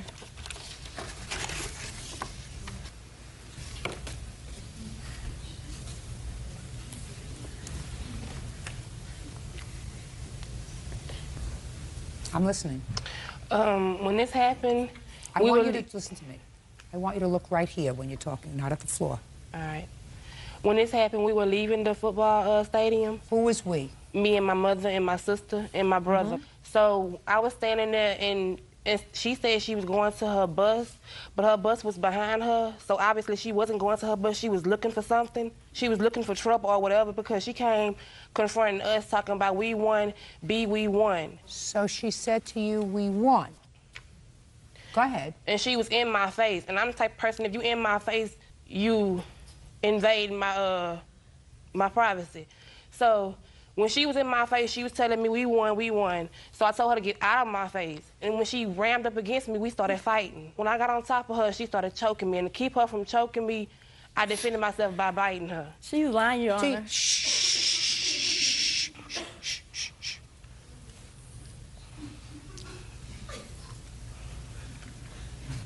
Do you think I believe you? Do you think I believe you? No, I don't know if you believe me or not. Don't know. You're going to find out. Hello, Your Honor. I'm the witness, Nakia. And, Nakia, you have a last name. Nakia Porter. And just as Brittany stated, it was my brother that played on the football team, and Brittany just attended the high school. So I was the one that was saying, yeah, we won, and we were going to the championship. And that's when... So you were excited? Yes, ma'am. I was excited. I was the one saying, yeah, we won the championship. I was nowhere in her face. We were walking to the bus. And that's when Tamaya approached Brittany and hit Brittany. So Brittany wasn't saying we won. Saying anything. Miss Jackson, you want to say anything? Yes, Your Honor. I want you to be very sure of something. Yes. Certain things make sense in the scheme of life, and certain things don't make sense in the scheme of life. So if you're not going to tell me what happened on the 12th of November, based upon what you observed, and if you're going to try to cover for your daughter, I suggest you say nothing. Do you understand? Yes, sir. You have anything you want to say to me? I sure do. How many times was your daughter arrested prior to November 12th? Once. For what? For stealing some shoes. And how many times has she been suspended from school? Oh, about 4 times. Now, you want to know something? I don't have any of those records. But I can tell from her attitude, from the way she holds herself, that she's a troublemaker. You want to know how? Because I've been in the business longer than you've been her mother. So I know she's a troublemaker. Now, how many of those suspensions from school, which are very easily verified, have been for fighting? All of them. How'd I know that? I ask you these questions before you go to testify, Miss Jackson, so I don't have to humiliate you. Do you understand? Yes. You still want to talk to me? Yes. I'm listening. Okay, first of all, Brittany should have never came to where we were at to fight with Tamaya. She is the one. She had a purse in her hand swinging it in Tamaya's face. Bull. Didn't happen. Yes, it did, Your No. Honor. Yes. Didn't happen. Didn't happen. Your daughter is a bully troublemaker. Young lady. You've been suspended from school 4 times for assault. But me Did being, you learn the foot? Did you but learn me the being suspended Listen doesn't have to me. anything to do with her. Listen to me. Oh, yeah, it does. No, it doesn't. Got it? Because for one thing, by her being 19 years old, I'm 16 years old. She don't have no business fighting me anyway. You outweigh her probably by 40 pounds. It don't matter though. You outweigh her probably by though. 40 pounds. And she got what she asked for too. Judge Judy continues in a moment. Your daughter has some serious personality disorder, and maybe it has to be addressed with not only therapy, but medication. She's in a therapy already. Well, it's not working. And later today, Your mother gave you the money because your great aunt hit you on the head with a broom before she died? 4 days before she died, yeah. You better get a life. real cases, real people. Judge Judy. 19-year-old Brittany Craig says 16-year-old Tamaya Jackson beat her up after a high school football game. Tamaya claims Brittany was in her face. Miss Jackson, you're not going to have any pleasure from this girl unless you take her by her hand and get her involved in some serious therapy that she's perhaps going to learn from. Otherwise, you're going to be cleaning up after her messes for a very long time. Your Honor, I'm do not clean up behind her messes. She's in a therapy already. Well, it's not working. And if you make excuses for her bad behavior, it will never work. I do not make excuses for her bad behavior. Well, you did today. Excuse me, can I say something? Sure. What I do is on my own. If I do it, I'm gonna do it because I want to do it, not because anybody tells me to do anything. I don't need a therapist for nothing. If I want to fight, I'm gonna fight. If I don't, I'm gonna leave it at that. Got it? Got if it. you don't get it, you should get it. Because I don't know how old she is, 17, 16? No, 16. 16? Maybe, unlikely, but there's always a chance that you can turn the behavior around. You won't have that chance unless you understand that your daughter has some serious personality disorder that really has to be addressed. And maybe it has to be addressed with not only therapy, but medication. But until you recognize that, she's gone. She's lost. Judgment for the plaintiff in the amount requested, $2,000. That's all. Parties are excused. You may step out. She lied and said something about I pulled her hair out her head, and her hair don't have nothing to do with me and her fighting. I feel like there was justice. Justice was served. My daughter, she doesn't bother anyone unless they come up and bother her. She got what she asked for. Their team was a loser, and I was a winner. I hope it's the end of it. And we win today again. So she loses twice. And now the next case. All parties in the matter of Logan versus Logan. Step forward, please. Warehouse worker Brian Logan is suing his mother, business owner Christine Logan, for evicting him from his deceased great-aunt's home. Christine is countersuing, claiming Brian sold her property without permission. All right, Mr. Logan, the defendant is your mother. Correct. Several years ago, you moved into the house that was owned by your great-aunt. You lived with her for a couple of years. She died. Correct. She left the house and its contents to your mother and your mother's sister. That's being challenged in court. Well, was there a will? I had never seen the will. Is there a will? Yes. You wouldn't have a copy of that, would you? I have parts of it, yes. I'd like to see it. This is part of it. Okay.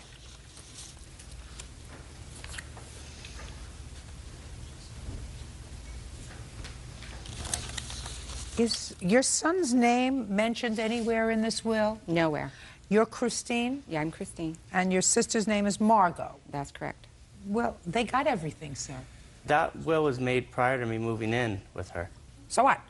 What does that have to do with this? What It's a will. Your great-aunt left everything to your Well, see, mother we're and her contesting sister. that, or challenging that. This is my cousin Michael, or actually it's her cousin, that she wasn't in full mental capacity at the time that she Oh, put get that a out. life, sir. What do you do for a living? I'm a warehouse worker. Why would you think, instead of leaving her property to her two nieces, she would leave her property to her great-nephew? I didn't say that she left it to me. I didn't claim Well, that the if she house doesn't, was- if you're not claiming that she left it to you, sir, listen to me. Your great-aunt died, Right. and your mother said to you, you know, we have to sell the house. I assume that that's what she said to you at some point. correct. And according to your mother, she gave you some money so that you could find another place to live. Why didn't you just leave? Because that's not the way it went down.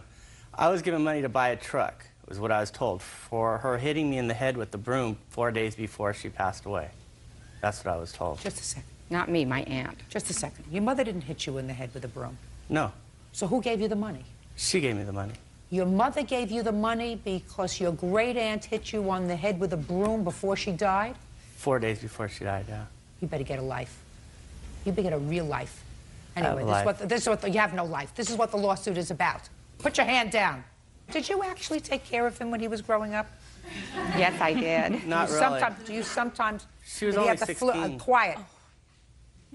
Did he ever have the flu, pneumonia? She never did anything for me. Never. No, she just let you die? So what I'm seeing now is a figment of my imagination. You mean you grew up by yourself? I had my grandmother and aunts that took care of me. She was very young when she had me. Who gave you money after your great-aunt hit you in the head with a broom? She did. What for? To help me get a truck to help me move out. No. Never? Never. What about you, Mr. Randolph? Have you been arrested? Yes, Your Honor, I have. You want to tell me when the last time was that you were arrested? I'd say it would have to be about a year ago. For what? Make sure. It was for, get it right. It was for an assault charge, and they had dropped the charges, found out that it was provoked by 2 other people. An assault charge. And when prior to that incident a year ago were you arrested? I was arrested about 6 months before that for an auto theft charge. My friend had broken into a car. That was also somebody else's fault. It was my fault for sitting in the car. So that was 6 months before. Now let's go back immediately prior to that, sir. I was also arrested for the same thing. Also, a mistake. You keep having the same mistakes. It's almost like Groundhog's Day.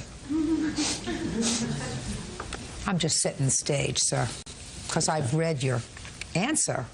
Your answer is that they're really lucky because they almost killed me in this unprovoked attack.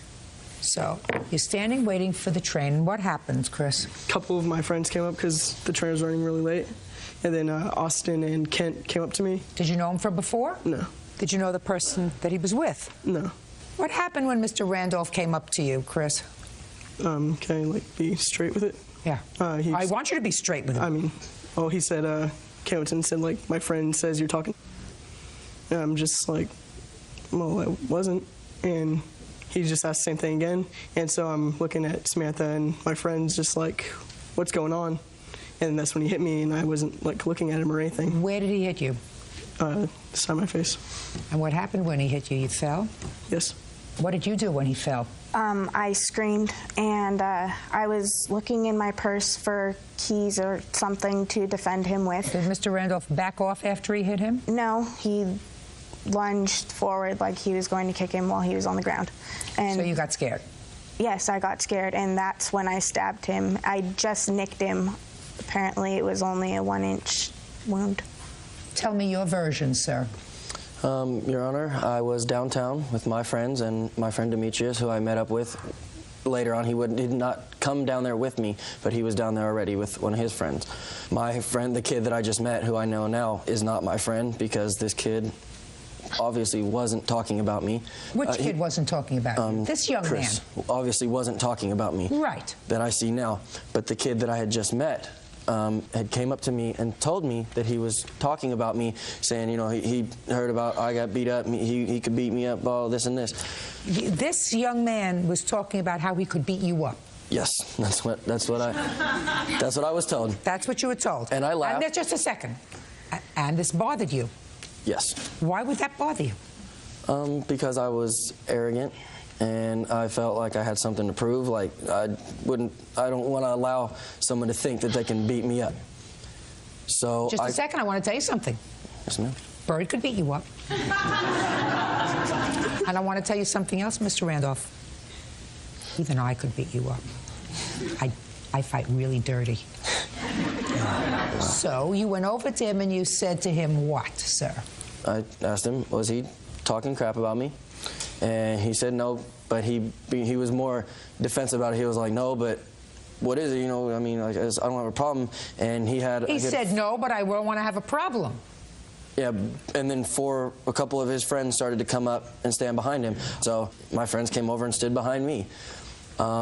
He said, no, no, no. So I went to turn. I was like, all right, I don't want any problems. I've had problems in the past. I'm kind of just going to drop it. I went to turn. When I turned, he started to move his skateboard. I thought for sure that he was going to hit me with the skateboard when I turned. So I reacted. I only hit him once, and he That's all it takes, sir. So after you hit him, what happened? I fell to the ground, and she stabbed me, Samantha. She proceeded to run onto the light rail. She stabbed you? Yes. That's what happens. Crap happens. He hopped up immediately and ran after her on the light rail. When he covered her body to protect her from about 6 or 7 other gentlemen that were pounding him in his head. These other 6 or 7 gentlemen, who were they? Some of them were friends with me, some of them I didn't even know. Judge Judy continues in a moment. I ask why a 15-year-old girl is not carrying a lip gloss at the ball, but she's carrying a steak knife in her purse. I want to tell you something. This is not a 1-inch gash. I want to tell you something. I don't care if it's a 1-inch gash or a 6-inch gash. He's a big troublemaker. Put your hands down. And later today. He threatened me. Listen to me. He did not threaten you when he gave you the $1,000. He was restraining me in his home. Real cases, real people. Judge Judy.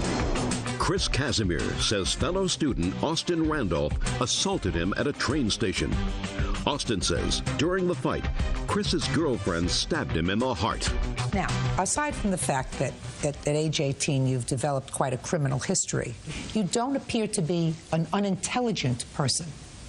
I mean, the fact that you're dumb doesn't necessarily make you unintelligent. You can speak. So, but for the fact that you went up to this young man and started up with him, would any of this have happened? No, it would not have. There you go.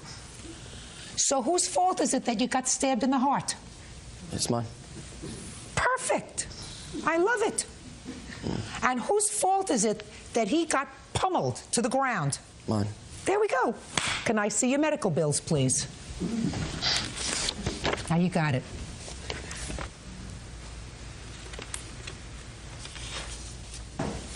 you have anything you want to say? He said it all right so far.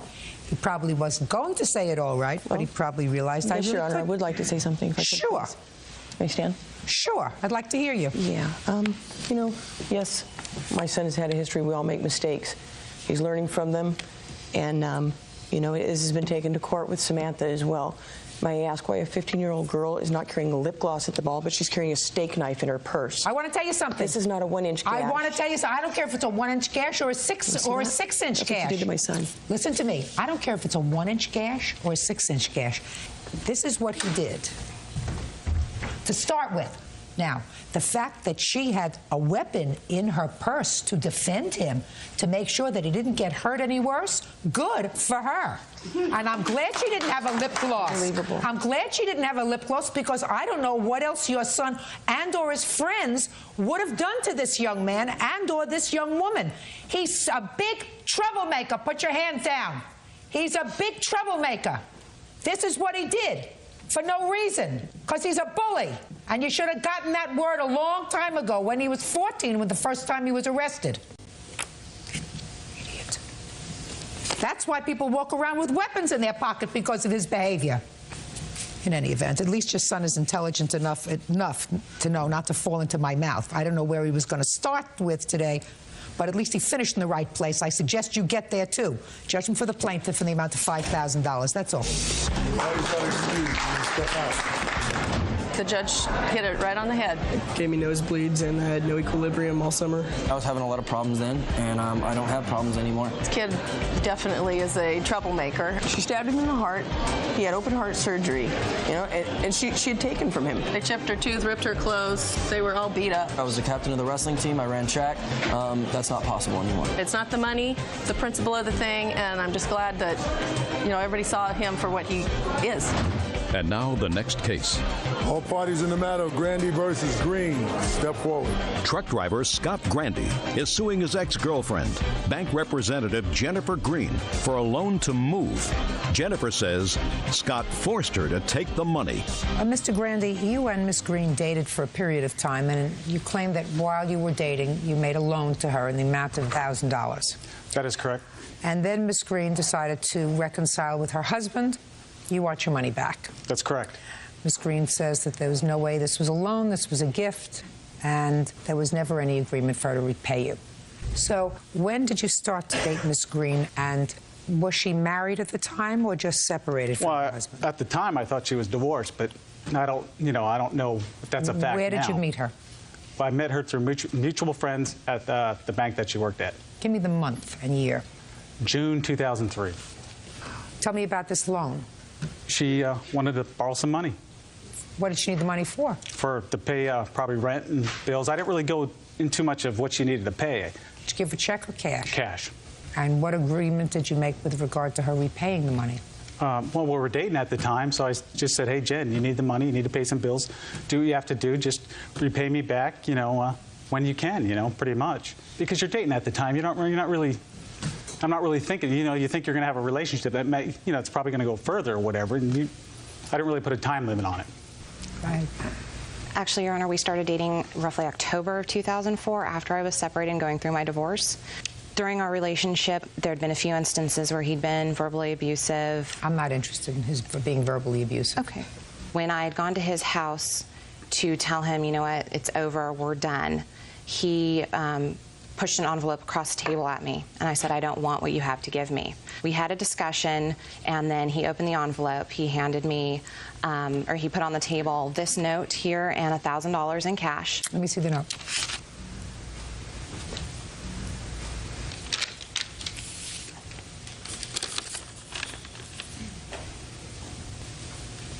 Go ahead. And at that time, he handed me the $1,000, and it just sat on the table. I said, I don't want your money. Yes, I was a single mom. Yes, I was in the midst of a bad divorce, but I was not about to take charity or handouts. I never had in the past. He then proceeded to keep pushing the money at me, and then when I tried to leave, he restrained me. He would stand in front of the door. He would not let me leave. He was holding me. He kept shoving the money. So despite the fact that we went over there to tell him that it's over, and we don't take charity, you still left the house with the money. Yes, that's true. And you spent the money. Correct, I did, to move. You spent... He was stalking me, Your Honor. I have a restraining order against him because of this. You spent the money. Correct. Your Honor, there's a lot that precedes the money that was gifted to me. Show it to him. I'm not saying it wasn't a gift. I'm just saying that you weren't a very smart gal to take it. I'm not saying that he expected to be repaid. I don't think he expected to be repaid based upon what I've heard so far. I'm telling you that you're not a very smart girl, because if you have somebody who's, according to you at least, has been verbally abusive, because that's what you tried to get into before, who stalked you, you have a restraining order against them. One of the things I would do is, if somebody feels like an idiot, a real schlemiel, because they've given you money, and you go back to your husband, which you did. No, I did not. Well, according to him, he came back from vacation, he found your husband at your house. We have a child together, Your Honor. Put your hand down. But you don't take the money, because that makes him feel like a bigger idiot. Now, I'll hear you. Your Honor, I was in love with her. You know, I was helping her out. I got it. Okay. There was no contract. Right. There was hurt feelings, because you felt like an idiot. You felt like a fool, like maybe she made a little bit of a fool out of you. Well, when I caught her with her ex-husband, it was pretty much cut and dry. Okay. Well, in any event. But anyway. Go ahead. I do have evidence of the stop payment check. I do have a text message I'd like you to look at saying that she owes me the money. Let me see it. You just need to scroll down. Thank you. Could you do that for me? You know I'm electronically challenged. Don't bother trying to cash that check. I stopped payment on it. You will get your money back. Leave me alone. Did you send him that? Yes, I did. The day he came over to my house, my ex-husband was at my home, correct, with my daughter. Scott shows up out of the blue like he did often. He started becoming verbally abusive with me. I told my husband, you stay in here with our daughter. He was being confrontational with me. How much after he gave you the $1,000 did he show up at your house? Maybe a week. I'm not sure of the exact time period. So very, very shortly thereafter. Correct. And was it the same house that you had been in while you were dating? Correct. So I assume you still had the money? Correct. Why didn't you give it back to him? That's what he wanted. He had gifted it to me. No, that's not what I'm asking you, Miss Green. Put your hand down.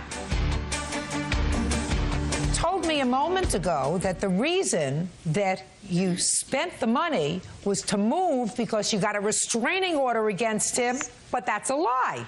No, that's true. No, that's a lie. Because at the time he came to the house and found your husband there, and you gave him this check, because I read your answer, you gave him a check and you balled it up and you threw it at him, and then you stopped payment on it the next day, right? So you knew he wanted his money back, and you still had his money because you hadn't moved yet.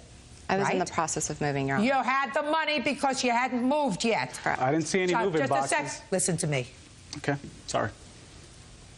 What I'm telling you is, you don't get off easy when you're a user. And I don't buy the fact that somebody forces you to take $1,000 or any money. He was threatening me, Your Honor. What? He threatened me. He threatened my listen, no, listen to me. He did not threaten you when he gave you the $1,000. He was restraining me in his home. You were in your car. Throw it out the window. Throw it out the window. And when he came to your house and he wanted his money, what you do is you say, here's your $1,000. Put your hand down. Sorry. Here's your $1,000. Don't bother me or my family anymore. You don't be a stupid taker. And take the $1,000 and say, now I'm going to get a restraining order that makes him feel like a fool. More of a fool than he already was. So you're not a nice person, amoral, but she doesn't owe you the money because it wasn't a loan, it was a gift. Grow up. It's a gift. Keep your money where it belongs. That's all. Case is dismissed. Parties are excused. You may step out. I tried to break up with him, and he just wouldn't take no for an answer. I caught her back with her ex, and the relationship took a turn after that. He threw a propane tank at me one time. That never happened. Scott just needs to grow up, and when it's over, it's over. She doesn't want to pay the money back, and she's trying to make me look like a bad guy on TV. I used the money to move. I figure, you know what, he's the reason I'm moving, and he can fund it.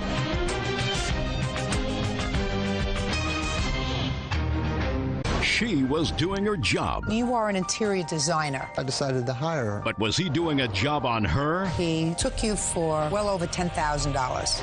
I paid her in full. I don't buy it. Show me your receipts. I have something better than that. I have the results of a polygraph test.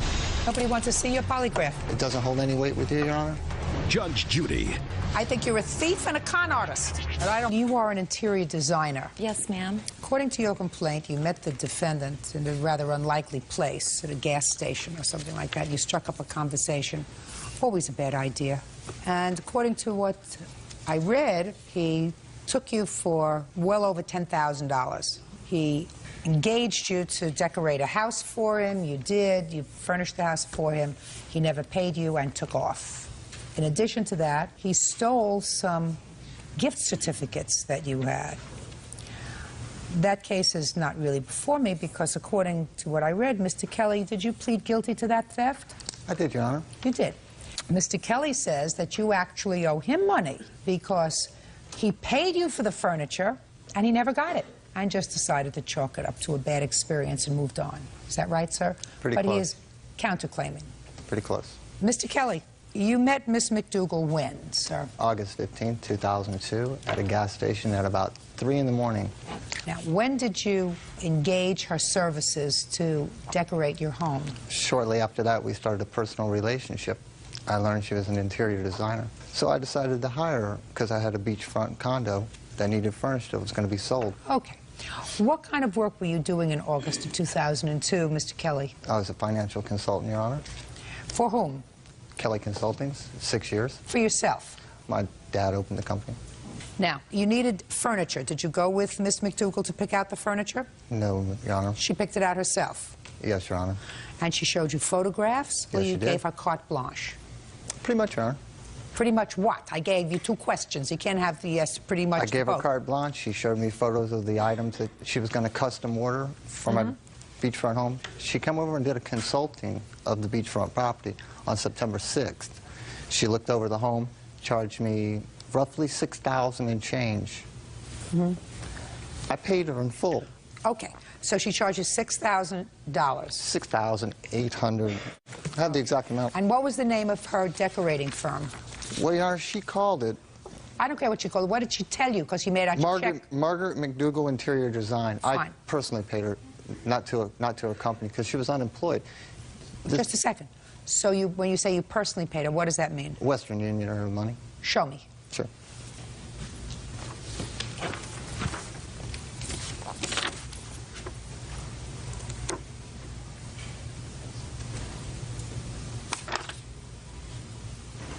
What is this, sir? That's a copy of the Western Union payments to Miss McDougal. Show me your receipts from Western Union. Your Honor, here's also my copy of Western Union.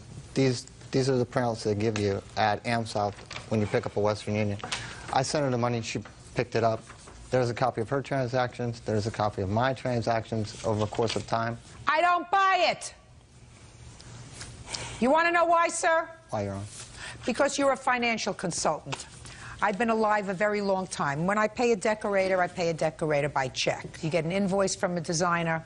The invoice is number 634. You say invoice number 634, $6,000. You pay him by check. You have a copy of the check. Financial advisors don't deal in money orders. People who don't have checking accounts deal in money orders. And people, listen to me, sir.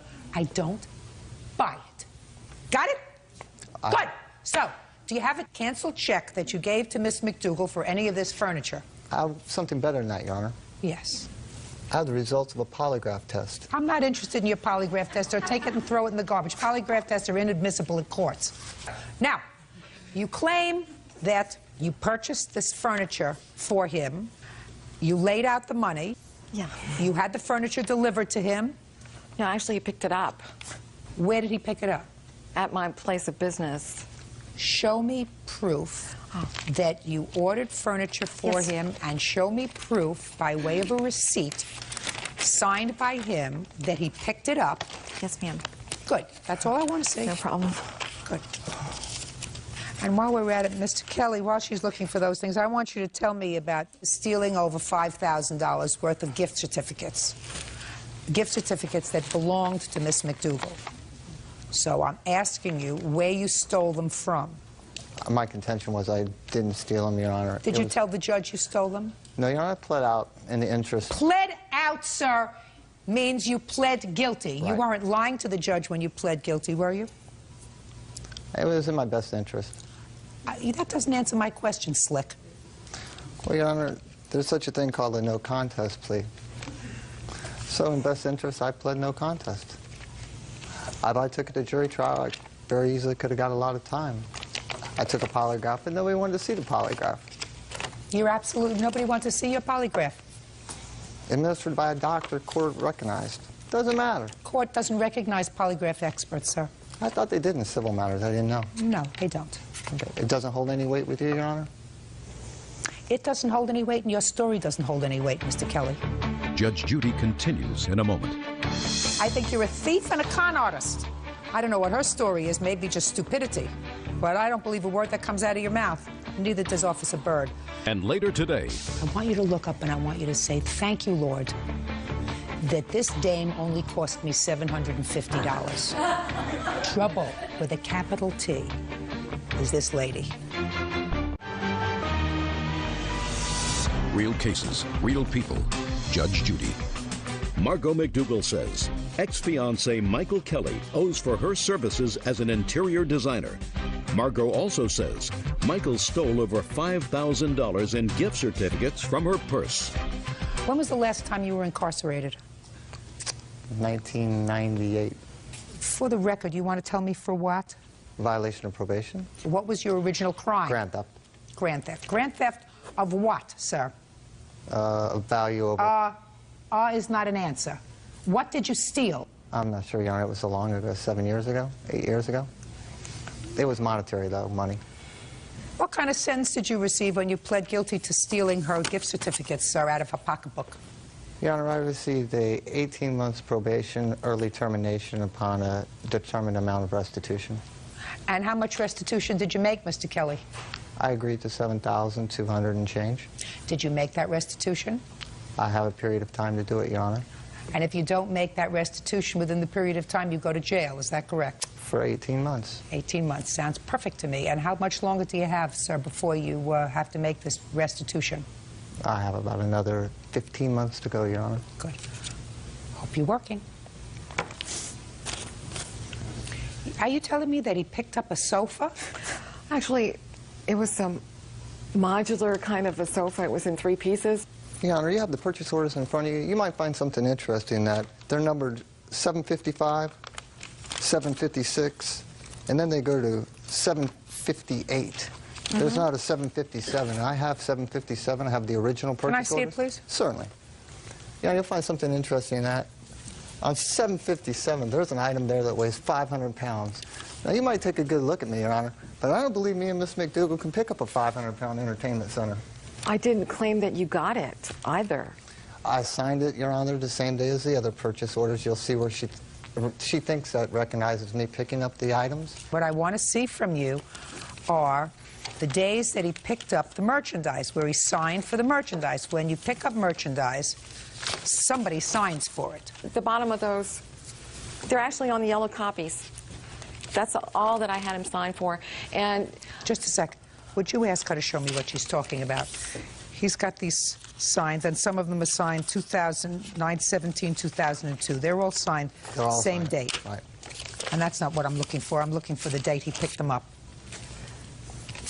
I'm sorry, Your Honor, that's the only time that I had him sign for him because... Listen, you made a mistake. He represented himself as an attorney, Your Honor. He represented that he was all these things. Are you a business person? Well, I was going to school and I was opening a business with a partner all at the same time. And I was really busy. You got conned. I know that. You got conned. Hopefully you can get your $7,000 back. Because I don't think Mr. Kelly wants to go back to jail, do you? No, Your Honor, but I'd like my consulting fees back from her. I don't believe that you paid it, sir. I think you're a con artist. I think you're a thief and a con artist. I don't know what her story is, maybe just stupidity. But I don't believe a word that comes out of your mouth. Neither does Officer Byrd. Anyway, your counterclaim is dismissed. Mr. McDougal, unless you have a receipt that he signed when he picked up this stuff at the warehouse, you have no claim against him. He picked it up and received it on the 17th. Shh. Your Honor, if you believe that... Just a second. He picked it up right here. If you believe that, Your Honor, on the 24th, we went and got a marriage license. Oh, He picked it up right here. Do me a favor. Show me Picked the door. up M. Goodbye. Kelly, Goodbye. and he signed it. Parties are excused. You may step out. I'm really glad that Judge Judy showed that Mr. Kelly was actually a real con artist. I think Judge Judy was a little rough on me. She didn't look at the polygraph exam. He conned me for those things, and he's conned me for more than that. We had a marriage license, and the reason we broke it off is because she lied about her age. She was much older than she presented herself as. Couldn't find him until a year and a half later, where he had done the same thing to another woman, met her at a grocery store with him. That's where I saw him. Well, the allegations are unfounded. I might be smooth, that'd be the word. But don't hate the player, hate the game. And now the next case. All parties in the matter of Kinsberg versus Merrick. Step forward, please. 58-year-old toy store owner Barry Kinsberg is suing his ex-girlfriend, 39-year-old receptionist Laura Merrick, for an unpaid loan to pay her rent. Laura says Barry offered her the money. Mr. Kinsberg, you claim that you made a loan to Miss Merrick because she needed money to pay her rent. Miss Merrick acknowledges that you gave her some money. The operative word in her answer is gave. She said it was a gift, that you insisted on helping her out because you didn't want her to move away. Is that right? Yes, that is correct. How do you know her, sir? My condo needed repairs, and Laura was the receptionist, and one of my utilities kept breaking down. So we got into this more or less, we had a dialogue. When did you meet her, Mr. Kinsberg? May. And did you begin a social relationship? We had a talking relationship, and then after that we arranged to have a first meeting. And where did you go on the first meeting? Actually, we went to a diner, Your Honor. When did you have your first social encounter at the diner? I think it was June. Beginning, middle, or end? The beginning. And when did she ask you for money? The next date, she was intimating that she had financial problems, Your Honor. Was that also in June? Yes, Your Honor. What kind of financial problems were you having? I was not having any financial problems. I was thinking about possibly moving back to my home state of Colorado. I did not want to start a massage therapy practice in New Jersey, which is where I'm living now, and I did not ask him for help with rent. That's not true. Well, what did you take the money for, Miss Merrick? We were dating. We were dating for about month and a half, and we have a lot in common. I didn't ask you whether you had a lot in common. I don't give a rat's behind what you had in common. I want to know what you took money from him for. Well, we were dating. We had a good relationship going. Did he give you this money all at one time? Yes, he did. Okay. He offered it. He offered it to me. Barry Kinsberg says ex-girlfriend Laura Merrick owes for a loan to pay her rent. Laura claims Barry gave her the money to keep her from moving out of state. He took out his wallet and said, here, I want you to have this. Is that how it came about? He kept asking me about what I was going to do. I told him I hadn't decided it. I wasn't sure. You mean about moving back to Colorado? Yes. And then he basically said, let me, I think he was trying to persuade me to stay, and he offered, he's like, let me pay your rent for you, and he even offered. Oh, just a minute. So he said to you, let me pay your rent for you, and you said, I said, no, I don't want you to do that, because I don't take money from men. Come about with us. I mean, he was talking about me moving in. I'm like, okay, maybe this could be something more permanent. How much did you give her? $715, Your Honor. How old are you, Mr. Kinsberg? 56 years. You have to think about that. Yeah. How old are you, Mr. Kinsberg? I just had a birthday, Your Honor. Just turned 58. And how old is Miss Merrick? She's 39. Have you ever been married, Mr. Kinsberg? Yes, Your Honor. For how long? 25 years. Divorced, widowed? Divorced. When were you divorced, sir? Last October, Your Honor. Mr. Kinsberg, what I want you to do is look at me. Why smart students still procrastinate is not because they are lazy. It is because their brain is overloaded, misunderstood, and quietly exhausted. Let me talk to you directly for a second.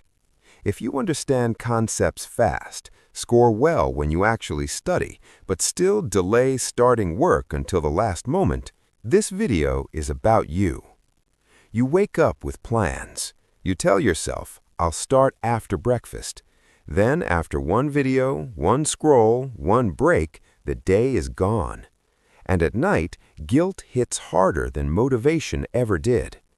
Here is the truth most people miss. Smart students don't procrastinate because they don't care. They procrastinate because they care too much. Let me explain. In the morning, your brain is already tired before the day even begins.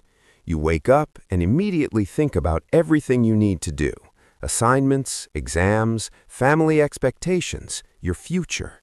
Your intelligent brain starts predicting outcomes, judging performance, and imagining failure. This creates mental pressure before action. Psychology calls this cognitive overload. When the brain feels overwhelmed, it looks for relief, and relief comes in the form of delay. So you don't start studying, not because you can't, but because your brain is trying to protect you from stress. Here's a simple fix you can use tomorrow morning. Do not plan the whole day. Just decide the first tiny action. Open the book, read one page, solve one question. Small starts calm the brain. Action reduces anxiety, not motivation. Now let's talk about the afternoon slump. This is where smart students lose momentum. You've already used your mental energy on classes, thinking, worrying, and decisions, but you expect yourself to study with full focus. That is unrealistic. Your brain runs on energy, not intelligence. When energy drops, focus disappears. So your brain chooses easy dopamine, phone, social media, random videos. This is not weakness, this is biology. Here's a quick fix. Create a low-energy study mode. Instead of I will study hard, say I will revise lightly. Flashcards, summaries, teaching concepts out loud. Lower the bar. Consistency matters more than intensity. Now comes the evening guilt cycle. This is the most dangerous part. You realize you wasted time. You feel bad. You promise to wake up early and fix everything tomorrow. But guilt does not create discipline. It creates avoidance. Many smart students are perfectionists. They don't want to do things badly. So when they can't do things perfectly, they don't do them at all. If this is you, listen carefully. Progress is not ruined by small effort. Progress is ruined by waiting for the perfect mood. Here is one mindset shift that changes everything. You are not behind. You are learning how your brain works. Smart students succeed when they stop fighting their brain and start working with it. Short sessions, clear starts, low pressure, daily movement. You don't need more motivation, you need fewer mental battles. And if no one has told you this before, let me say it now. You are not lazy, you are overwhelmed, and that can be fixed. Start small today, not tomorrow, not next week, today. If this helped you feel understood, like the video. Subscribe if you want more practical advice for student life, and share this with a friend who keeps saying, I'll start tomorrow.